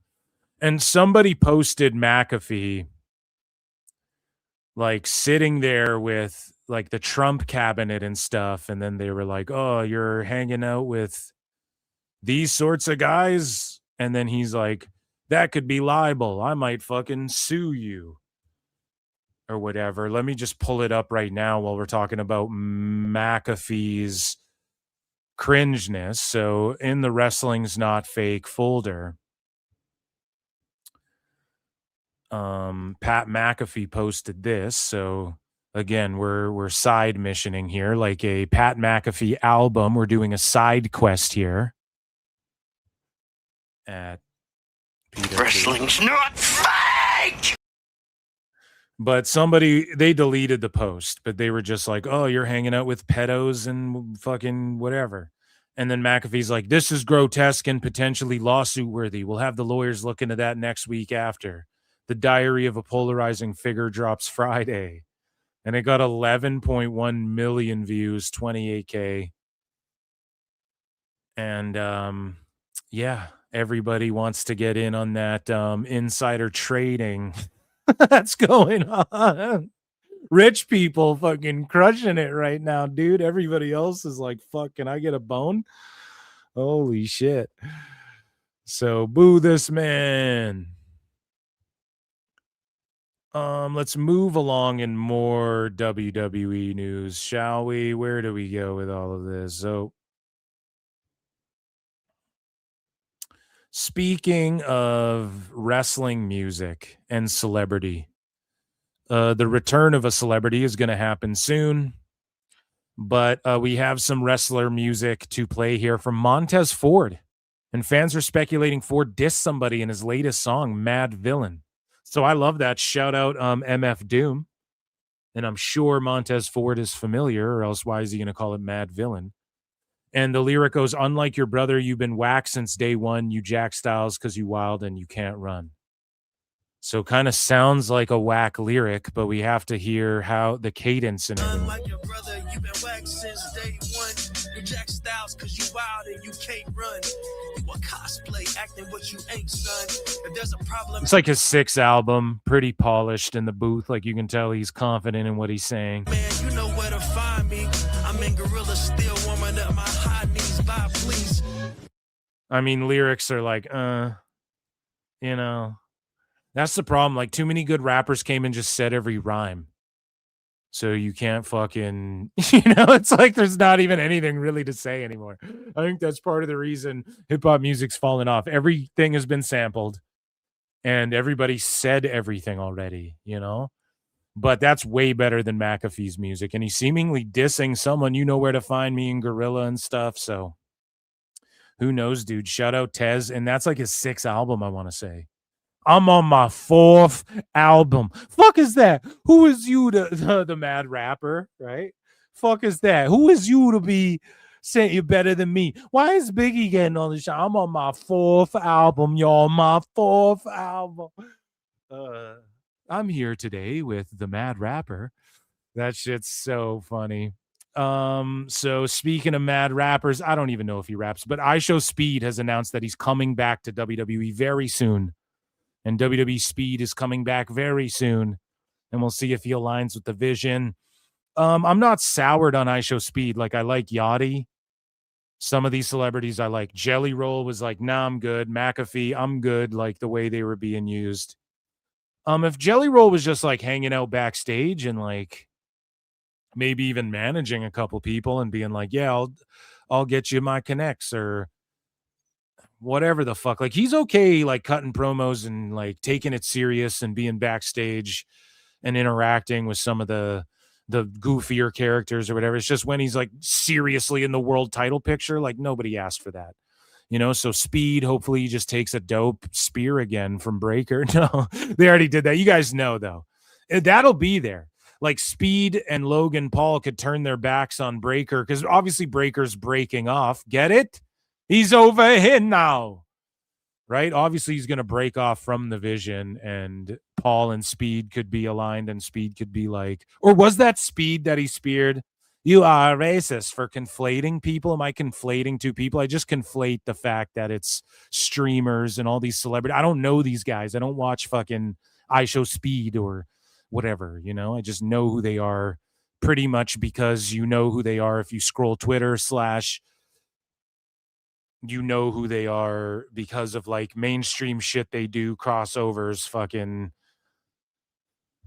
WWE. I'm a wrestling fan, right? So anyways, we move along here. And speaking of streamers and cringe lords and Logan Paul on his vlog reveals that they made an AI happy birthday song for Triple H, a very music heavy segment. But let's compare AI music. AI happy birthday to Triple H. Let's compare, chat, and fucking see if it's better than Pat McAfee. Honest answers. What is going on here?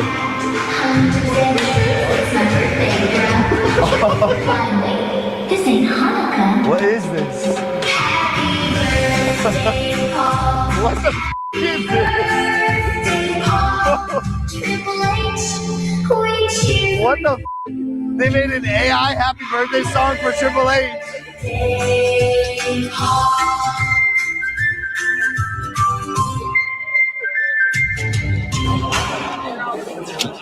What is going on here? I don't know, guys. What do you think? I think it's better than it's not better than Tez's music. It's absolutely better than Pat McAfee's music. I don't know why I hit a sicko, but we move along here, and Tiffany Stratton linked up with Neon. And I just think it's a bad look for WWE wrestlers to be getting involved with this goof. I think it's a bad look for... So what WWE's trying to do, and what a lot of everything in the entertainment industry is trying to do, is they're trying to link up with people who have social followings, and they want to put them in commercials. Oh, you have 1 million followers? Yeah, let's get you in this Scrub Daddy commercial, right? Homeless cats? You guys know what's up. And they want to get people with followers, like they tell Anne Hathaway, hey, fucking, you're super famous. Start an Instagram account. Someone else can manage it. Like, a lot of celebrities started one because their agents and shit were like, no, just start one, because if you're obviously going to get 10 million followers because you're fucking Scarlett Johansson. And once you open an Instagram, you'll get to this many followers. And then other roles that you would get passed up on, they will still give it to you because you got the Instagram following. It's the same thing in music. There's a lot of comedians who literally just like post thirst traps and clips of their comedy till they get to 1 million followers, then way more doors, then they're writing on a fucking sitcom and stuff like that. They all know what they're doing. Samantha Irvin, we brought her up. She even admitted to just posting a certain amount of thirst traps, and then she stopped doing it because she got to a certain number of followers. So this is what they recommend you fucking do. So WWE wants that. Like, obviously the wrestlers want to be in front of Neon's audience, and they're all going to be like, holy shit, who's this? All the gooners who watch his shit are going to be like, damn, this chick's hot. Let me follow her, obviously. And so I'm not hating on that aspect, but it's just some of these guys are full-blown tards, man. This Neon kid, like, I don't know. It's cringy, at least in my book. Maybe I'm just an old head. Maybe I'm a boomer now. I'm over. First, I was over there with the Gooners, and now I'm over here now with the boomers. Oh, I'm old now, right? Oh, so Tiffany Stratton says she plans to wrestle until she's 35, and then we'll see.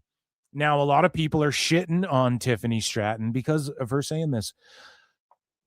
Guys, that's what like The Rock did. Do you hate The Rock? You know, who gives a fuck? Let her live her goddamn life. It doesn't matter what she wants to do after. If I'm going to go till 35, she doesn't love the business. She's just using it. Okay, but she got over. She got really over. She won world titles, and she's helped get other people fucking over. She tried her ass off with Jade Cargill. I heard allegedly. Do I want to fucking? Now this is allegedly, probably just made up, that Jade is like, people are looking at her like she's getting worse. Allegedly. Okay. And that they're really trying to figure out what they're going to do with Jade. Now that could be fake. Hashtag not a dirt sheet. Fucking false finish. We'll drop the story on it in 3 days. Watch. But Tiffy Stratton, man, she's linked up with Neon, and I just think some things don't need to be crossed over. It'll help her. It'll maybe help Neon with viewers, but clearly WWE's given this kid more and more access. And this is the kind of guy that will do some shit that will just reflect poorly. He's like, okay, with the Penta mask thing, he's going to do some like borderline quote unquote cancelable shit at a show or something, and people are going to fucking get outraged. And they actually got swatted. Now that's the other thing. Tiffy and Neon, we're going to watch the clip. They get swatted. Now swatting is fucking scary. For those of you who don't know what swatting is, so streamers will be like, hey, we're eating lunch here today.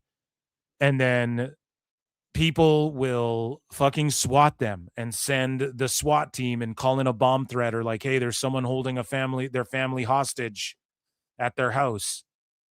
And then fucking the SWAT team pulls up. That's so dangerous.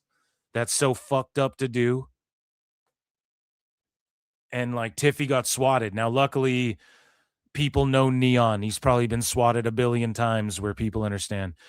And some of these streamers are ahead of the game, where they let fucking the police know now and shit, like, hey, I'm doing this thing. So if anybody calls in a SWAT, just know da-da-da-da-da.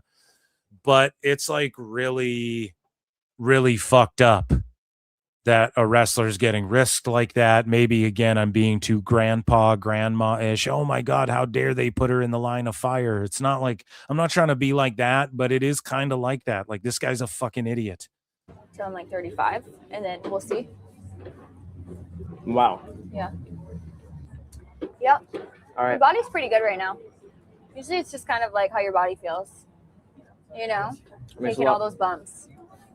And he doesn't give a fuck. He's just eating French fries. Like, the bumps will do it to you. All right, let's go. And then they make a cocaine joke. Yeah, the bumps will do it to you.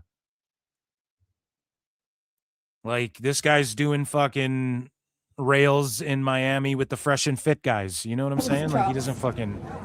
He's hanging out with Sneeko. Fucking... Bumps will do it to you. I don't know. Does this guy hang out with Sneeko? I don't fucking know. Sneeko's a goof. So we move along here, and yeah, she says she's out at the age of 35. I don't blame her. She's accomplished a lot already in WWE. Don't be mad at that shit. Now, Neon is speechless after Tiffany Stratton raps Cardi B's verse bar for bar. Some of the worst music ever. The most repetitive music ever is Cardi B. Now, Tiffany Stratton is going to rap along. Let's see if she drops an N-bomb, chat. Let's get into it. Riding with my tornado, and we all look good as fuck. She says she my op, but I don't know. I had to look her up. I know that I'm rich, but I can't help it, bitch. I'm good as fuck. I've been on these bitches' necks so long, sometimes my fucking stuck. I can put you in. Cringe. Cringed out with some music tonight here, chat. I fucking love it. We've been getting the chili willies on this one. So Tiffany Stratton and Neon, they got swatted. Let's check it out. And they're in a wrestling ring. Shut up. Yeah, the chat does it. They do it to every streamer on your IRL stream. Yeah. Wait, because you can see the logo or what? Yeah, hello, sir. How you doing? Yeah. Okay. Why'd they call the cops on me? No, not on you. No, oh my God. Chat! Hold on. Now they're gonna make this look weird. Okay, hold on. Let me explain. See, she loves this. Like, she is going to quit wrestling, try and like do movies and be a brand person, ambassador, and like stream. She could just IRL stream. She loves it. Chat, like, she's so into it. Now, part of it's entertaining, but she's also really young, and she came up. She's probably a fan of Neon, bro. It's cringe as fuck. SWAT call. Whatever. Okay. What is it? So what they do is they use like voice changers, and they call the cops, and they'll be like, "Yo, something bad happened in this gym." Oh my God. Chat. No. Yeah, it's just a prank SWAT call. Turn off your cameras. Who? They called on you? Yeah, it's a SWAT prank call. This happened to me in this city probably like 50 times. I'm not turning off my camera. Yeah, what's up, bro? Can you tell him can you tell him what this is? See, like, it's happened to him so many times, and that's the problem. Like, cops don't know. You don't want You want Tiffy Stratton to get shot because she's on a boat with fucking Neon. Come you know on what now, I mean? Eric. It's just silly. It's silly. It's silly. It's silly. Dibs from whatever he's called. Can you let? Yeah. Holy shit. Okay. You can tell that guy's a fan. No, because all the cops know me. Yeah, she loves it, dude. She loves it. You know, so shout her out. She's gonna, again, like, if Tiffy wanted to tomorrow, she could become an IRL streamer and open up a fucking OF and make $1 billion. Like, she doesn't care. So when people are like, she just used wrestling, okay, but The Rock took off, I think, at like 36 to go to Hollywood and stuff. Maybe even younger than that. He was in like his 20s. How old was the fucking Rock? I think like early 30s. How old was The Rock when he left WWE for Hollywood? Let's see. He was 32, man. 32. So she's like, I'll wrestle till I'm 35. Then I don't know. The Rock was already gone by 32. And maybe not full time, but it's just like, I'm not going to hate on her for that. You know, I'm just going to hate on Neon because I think he's goofy. So, speaking of social media and a social media presence and people getting mad at you for social media. So Dominic Mysterio, Brie Bella, Jada Parker, among others, who liked Sophie Cunningham's post doubling down on her stance on transgender athletes competing in women's sports. This got 2.3 million views, almost 10K likes. And so Sophie Cunningham is in the WNBA, and recently she just said, hey, women should compete in women's sports. Biological women should be in biological women's fucking sports. And men should compete in biological men's sports. And the fucking WNBA broke down. They had to assemble a committee to try and figure out what a woman is. And it's just so goddamn ridiculous. Now, it doesn't matter if it's 1 or 1,000 people. They said, like, in California alone, since whatever the fuck, there's like, I can't remember if it was hundreds or like 1,000 medals, or it was like in the hundreds of medals that went to trans athletes over whatever the biology is. Now, here's the problem with this. And you guys know my stance. I just think if they should just start a fucking trans league, or you just compete in whatever your biological fucking thing is. I don't know what to tell you, man. Like, that's the answer. It's not like nobody's saying you can't compete. Nobody's saying you can't play pro wrestling. I don't care. It's fucking acting and actors. In fucking fake movies. I don't care if a white guy plays Apu. I don't give a shit. It's a fucking show. It's just who does it the best, you know? Like, I don't care about fucking, you know, I don't care if as much as other people do when it's like, I don't know, man. It's just like Ariel's fucking black. I don't care about that. Snow White, whose skin is as white as snow, we make her a fucking, I think she's a Latina lady. That's stupid, right? I don't think explicitly anywhere they're like, you know, mermaids are white dudes. I don't think that's in the lore. Maybe it is. I don't fucking know. Not to my knowledge. But when it's like Snow White, well, her name's Snow White, you kind of just make her a white chick. Same with like fucking this chick played. There was a movie where 3 different actors played, I want to say, they played some musician, and they had a chick play this fucking dude musician. I don't care. It was funny. It helped the movie. It made it good. People liked it. That one singer, Robbie, whatever the fuck, he did a life biopic, like a life chronicling picture, but it was like kind of fake, and he had a monkey play him. Okay, if the movie's good, the movie's good. I don't get hung up over shit like that, okay? Personally. But when it comes to actual sports, like, I don't care Santino Marella dressed up like a chick and won the Divas title or whatever. I don't give a fuck. It was funny. It wasn't my favorite wrestling ever, but in the PG era, it fucking worked, and it was funny, and it obviously worked for some people. And obviously Vince was paying Buddy money to fucking do this, and that's what he wanted to see on his show. It's not my cup of tea. Neither was the Spirit Squad, you know? So I don't get hung up on like entertainment. Okay, you're going to fucking push the boundaries, or, you know, a dude's going to play a chick here, or a fucking Mexican guy voiced an Asian guy or whatever. I don't care about that. But in real sports, yeah, just play in your biological whatever the fuck. That makes the most sense. And here's the problem when people make the argument of like, so people can't compete and stuff. You're seeing biological men to women like shatter records and fucking win medals and beat people. You're not seeing biological women to men dominating men's sports. So until that happens, until that starts happening, what science is fucking telling you is that men to women transition, they should not be competing against fucking women. What happened to equality and safety for women and shit, you know? So I'm not anti, and everybody loves everybody. You guys know this here at fucking PWT. All are welcome. Okay? But what are you being? You're being woman phobic if you're hating on women, just being like, well, we're just going to play biological women. So now wrestlers are getting hated on for this perfectly level-headed fucking take from Sophie Cunningham. Now, I don't follow the NBA too crazily. I just see Sophie Cunningham like pointing. She's always like beefing. I just watched the highlights of all the ladies fighting in the WNBA. I know Caitlin Clark can hoop. I know people make fun of like Angel Reese's me bounds, they're called. Right, you see the shit on Twitter, but I don't really follow it. I don't follow any games. I don't have a favorite player. And this Sophie Cunningham, everybody, she went viral for the point and shit. And you see highlights of her getting like beat down in games and shit.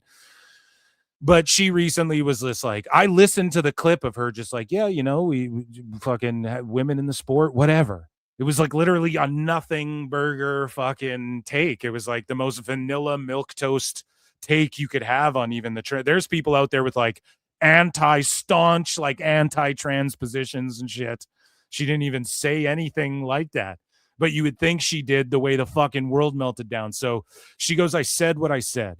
And now wrestlers are, I guess, being quote unquote called out. And there's a section of the IWC melting down about this.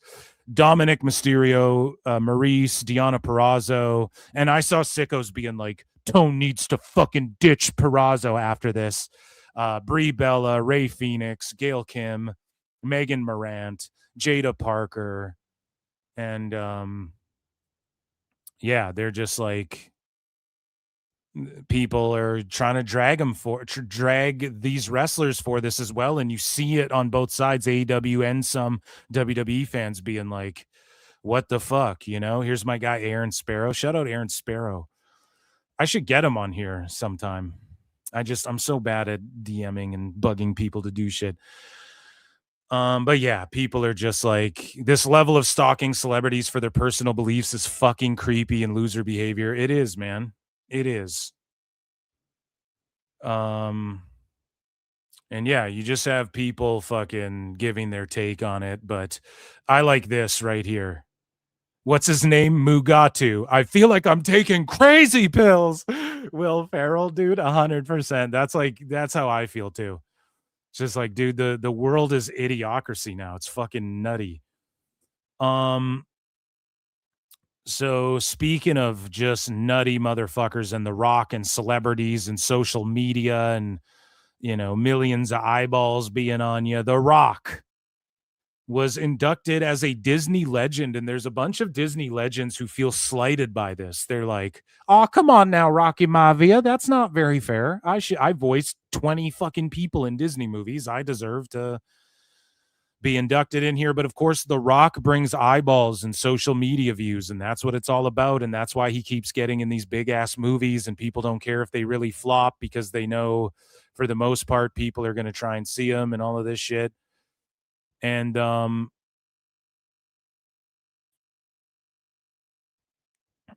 so here's The Rock accepting his Disney legend speech. Hold on, I love you too. Thank you for saying that.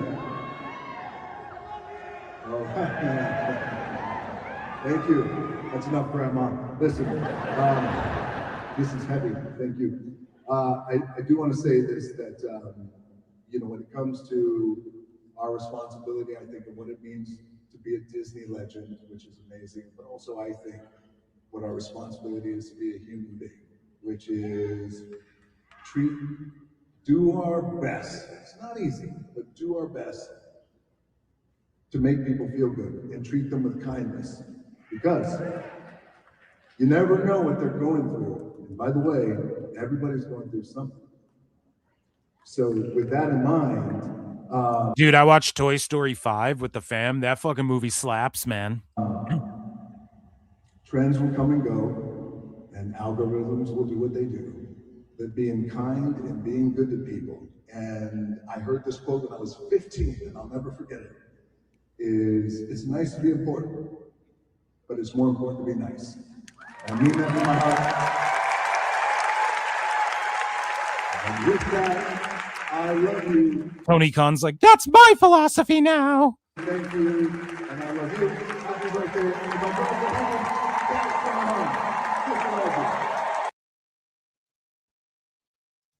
Yeah, there you go. And then he said happy birthday to his daughter. A bunch of people were singing happy birthday to her and whatnot. And so let's get into, that was the cringe and the lulls. Let's get into some more like business and storyline oriented stuff. So WWE filed to trademark Andy Summers, Scott Summers' long lost brother. He's going to be in the X-Men movie. Shout out Indy Navarrete from Obsession, who turned down Heat 2 in a horror picture to be Rogue, our Rogue, moving forward. Lacey Simone Marie Malenko will now be known as Kenzie. Cringe. No, just jokes. NXT is coming to Canada with live events in October. I'm going to live events this weekend there, buddies, here in Canada there, bud. So that'll be fun. And in other NXT news, Zilla Fatu is being added to the NXT Championship match at NXT Heatwave. He cut a promo and was like, I ain't another Nepo baby. But he said Nepo weird. He's like, Nepo baby. And then everybody thought he said Nympho baby, which is weird, but kind of funny. And yeah, Zilla was like, speaking of The Rock, man, he was kind of dressed like The Rock, swagger like The Rock. He's got a cool Tron, like cool graphics. They're very Bloodline-esque, but that's cool shit, that tribal tat stuff. And then he's got some aura. His promo was okay. It wasn't like the best, blow him away, best ever. But again, we're in a situation for the NXT title where it's like a fatal four-way against four. You got an NXT for lifer, a WWE main roster guy who kind of couldn't cut the mustard and then went back down. You have Zilla, who just came in fresh off the indies, and you have Montana, who was in AEW. He was in TNA, a former TNA world champion, right? So just four guys from sort of different walks of life as far as like their wrestling journeys, and it's a hitter, man. I think we see Montana or even Zilla leave with that thing. Or maybe Waller would be fun too, and then Tony D, whatever happens with him, but like Waller could be effective with that thing too. And maybe that's where they're going, and then you line up matches with Zilla and Cruz down the line, and then it's Zilla and Cruz are facing each other down the line. So NXT's heating up, man.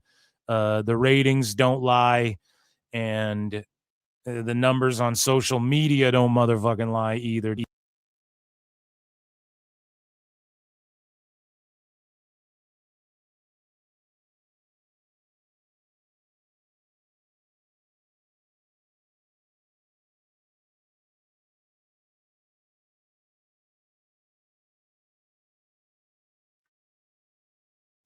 I don't know when I muted, but yeah, I'm just saying, man, you could set up Waller and he could win the title, and I could see Waller holding that title and then going against Zilla, going against Montana, and then one of them beat him, and then eventually you get Montana and Zilla down the line.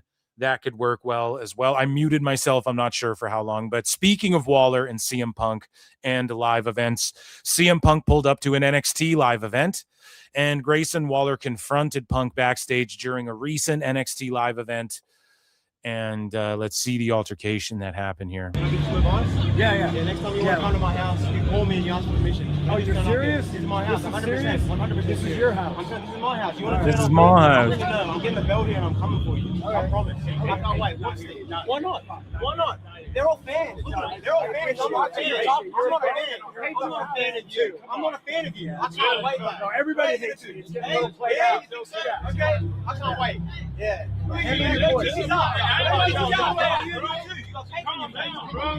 It's true. You're dead.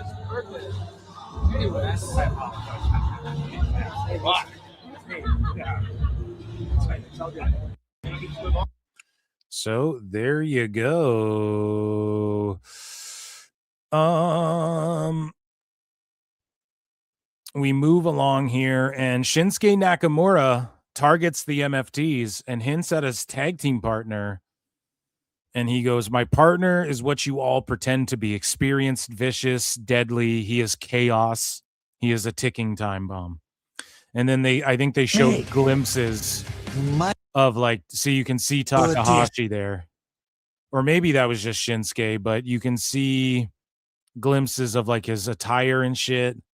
And he fits in with yeah, there you go. See, you see like the tie-dye wacky prints, and that's what Takahashi wears. And he fits right in with Shinsuke. Now, I was hoping Naraku could join them, and he still could down the line. But as of right now, he was on the last NXT, like, misting people and shit. So he's going to be down there for a minute. But it would be awesome to see him join Shinsuke and Takahashi as well. And Shinsuke and Takahashi are going to rule. Now, do they win the tag titles? Hopefully something effective happens. Hopefully it's not just a year of this and then they're both fucking released or something crazy. I think Takahashi back in the day, he would have got massively over. Now in this era, we'll see. We'll see how well he does. He's going to rely more on his psychology and him teaming with Shinsuke. And clearly they just want him on the main roster right away because he is like a guy from New Japan that everybody knows. They wanted Evil there too. Clearly Takahashi was like, nope, I'll just go to the main roster first. And Evil was like, nah, I'm going to cool it in fucking NXT for a bit. But they should eventually call Evil up. I think that would be cool. But for now, we're getting, the GODs who worked Shinsuke and worked Takahashi in the past. So it's a good starting point. Also, Finn's there. I believe he's worked all of these fellows. Worked over a bunch of fellows. Pause. Right? We move along here. Shout out Shinsuke. I'm excited. So WWE Raw next week will have a special start time of 6 p.m. Eastern. In Ottawa there, buddy. Oh, Canada. So there you go. It's going to be on early Memba Monday. Maybe we'll probably lock in for that Raw in Canada because it's in Canada and it's a special start time. So become a member, gift a membership. Support the show. In other news, Vince Russo, bro, let me tell you about my latest claim. Bro, I hand to God, somebody told me, bro, that one WWE talent spoke to me and said Triple H doesn't like LA Knights wrestling, bro. And Vince Russo claims Triple H openly pokes fun at him. So LA Knight's looking pretty good lately. He just BFT'd the shit out of Roman Reigns and stood tall there. He's next in line for like a world title shot. So what are we really talking about here? And again, I gave Vince Russo the benefit of the doubt, bro. I was like, yo, at least he's not trying to break news. But now he's just pulling a Coachman. As soon as I put him over, I put my foot in my fucking mouth. And he's pulling a Coachman. You are a naive, brainless, pathetic, idiotic, clueless, dumbass Mark. And people are just telling them bullshit. I'm sorry, Coachman and Russo, you got to know people are just working you guys and then laughing about after you say this shit. And then LA Knight goes out on Raw and is like BFTing Roman and shit like that. Oh, you get to fight Roman in a pay-per-view one-on-one fucking situation for the title? And Triple H pokes fun at you? Oh, wow. So horrible. The horror. He sure hates me. You know? Oftentimes people rip the people they fucking like as well. You're harder on the people you like, so who knows? Who fucking knows? But I think Vince and Coachman are both kind of bitter towards Triple H. And I've broken down why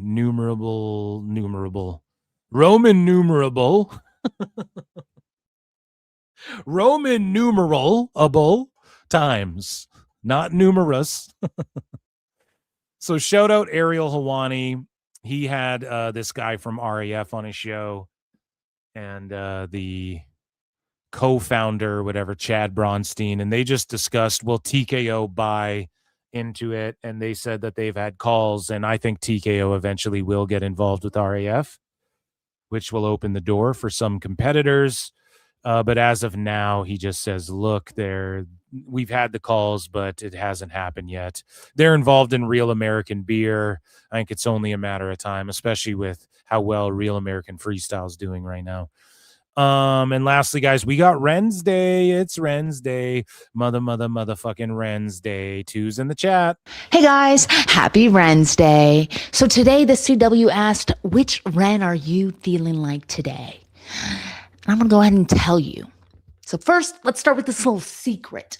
Yesterday did not go as planned for the Ren QCC, but that's okay because setbacks happen. We picked ourselves up and we kept going. Now, I don't know what's in store for my future on August 30th in 11 days at Heat Wave. Am I going to be going against Zarya in a singles match, or will Callie somehow beat Zarya next week and make it a triple threat match? Because when I go home to Texas, I am putting my speed title on the line. Zarya is putting her North American Championship on the line. Not really sure what Callie's bringing to the table in this high stakes match that Mr. Stone kind of put in her lap, but that's okay. Because the goal remains the same when I go home to Texas. The Ren QCC is going to bring home all of the gold. So if you're asking which Ren I'm feeling like today, I think we've established all of them. I am feeling like all of them. Boom. So a very serious, I mean, she was coy, but it was not so much funny the last couple weeks. She's just been very, very serial, super ethereal run today. And that, ladies and gentlemen, was WWE.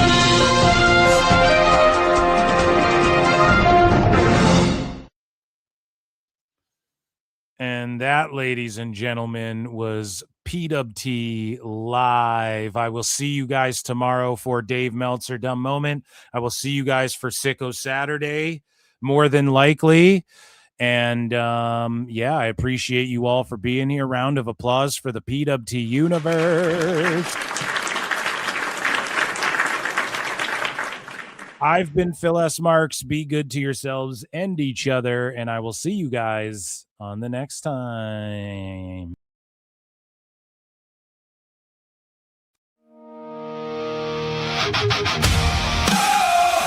Oh, Tony Khan is the best guy.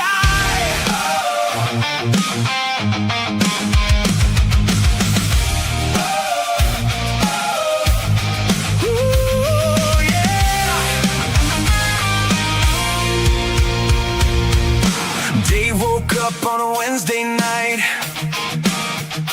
got the star ratings ready, feeling just right. Tone booked a ladder match, 12 flips in a row. Dave said, 6 stars, brother, let's go. The Ratings dipped a little, but that's okay. There's always a reason by the end of the day. When the message boards crumble and wonder why, Dave just smiles and starts to type. Maybe you just don't understand the art. That's the line before he plays his part. Tony Khan is the best guy, never wrong and he'll tell you why. If Tone books it, it's certified. Tony Khan is the best guy. Tony Khan is the best guy. Dave's got another defense to write. Every match is a masterpiece tonight. Tony Khan is the best guy. Tony Khan is the best guy. Tone made another huge announcement again. The biggest announcement since 10 announcements ago then. Dave got excited before it was said. Already handing out flowers in his head. The forums laughed, the podcast cried, the tribal wars burned all night. But Dave was there with a brand new take, explaining every questionable mistake. The critics yell from far and wide, but Dave is always by Tone's side. Tony Khan is the best guy, never wrong and I'll tell you why. If Tone books it, it's certified. Tony Khan is the best guy. Tony Khan is the best guy. Dave's got another defense to write. Every match is a masterpiece tonight. Tony Khan is the best guy.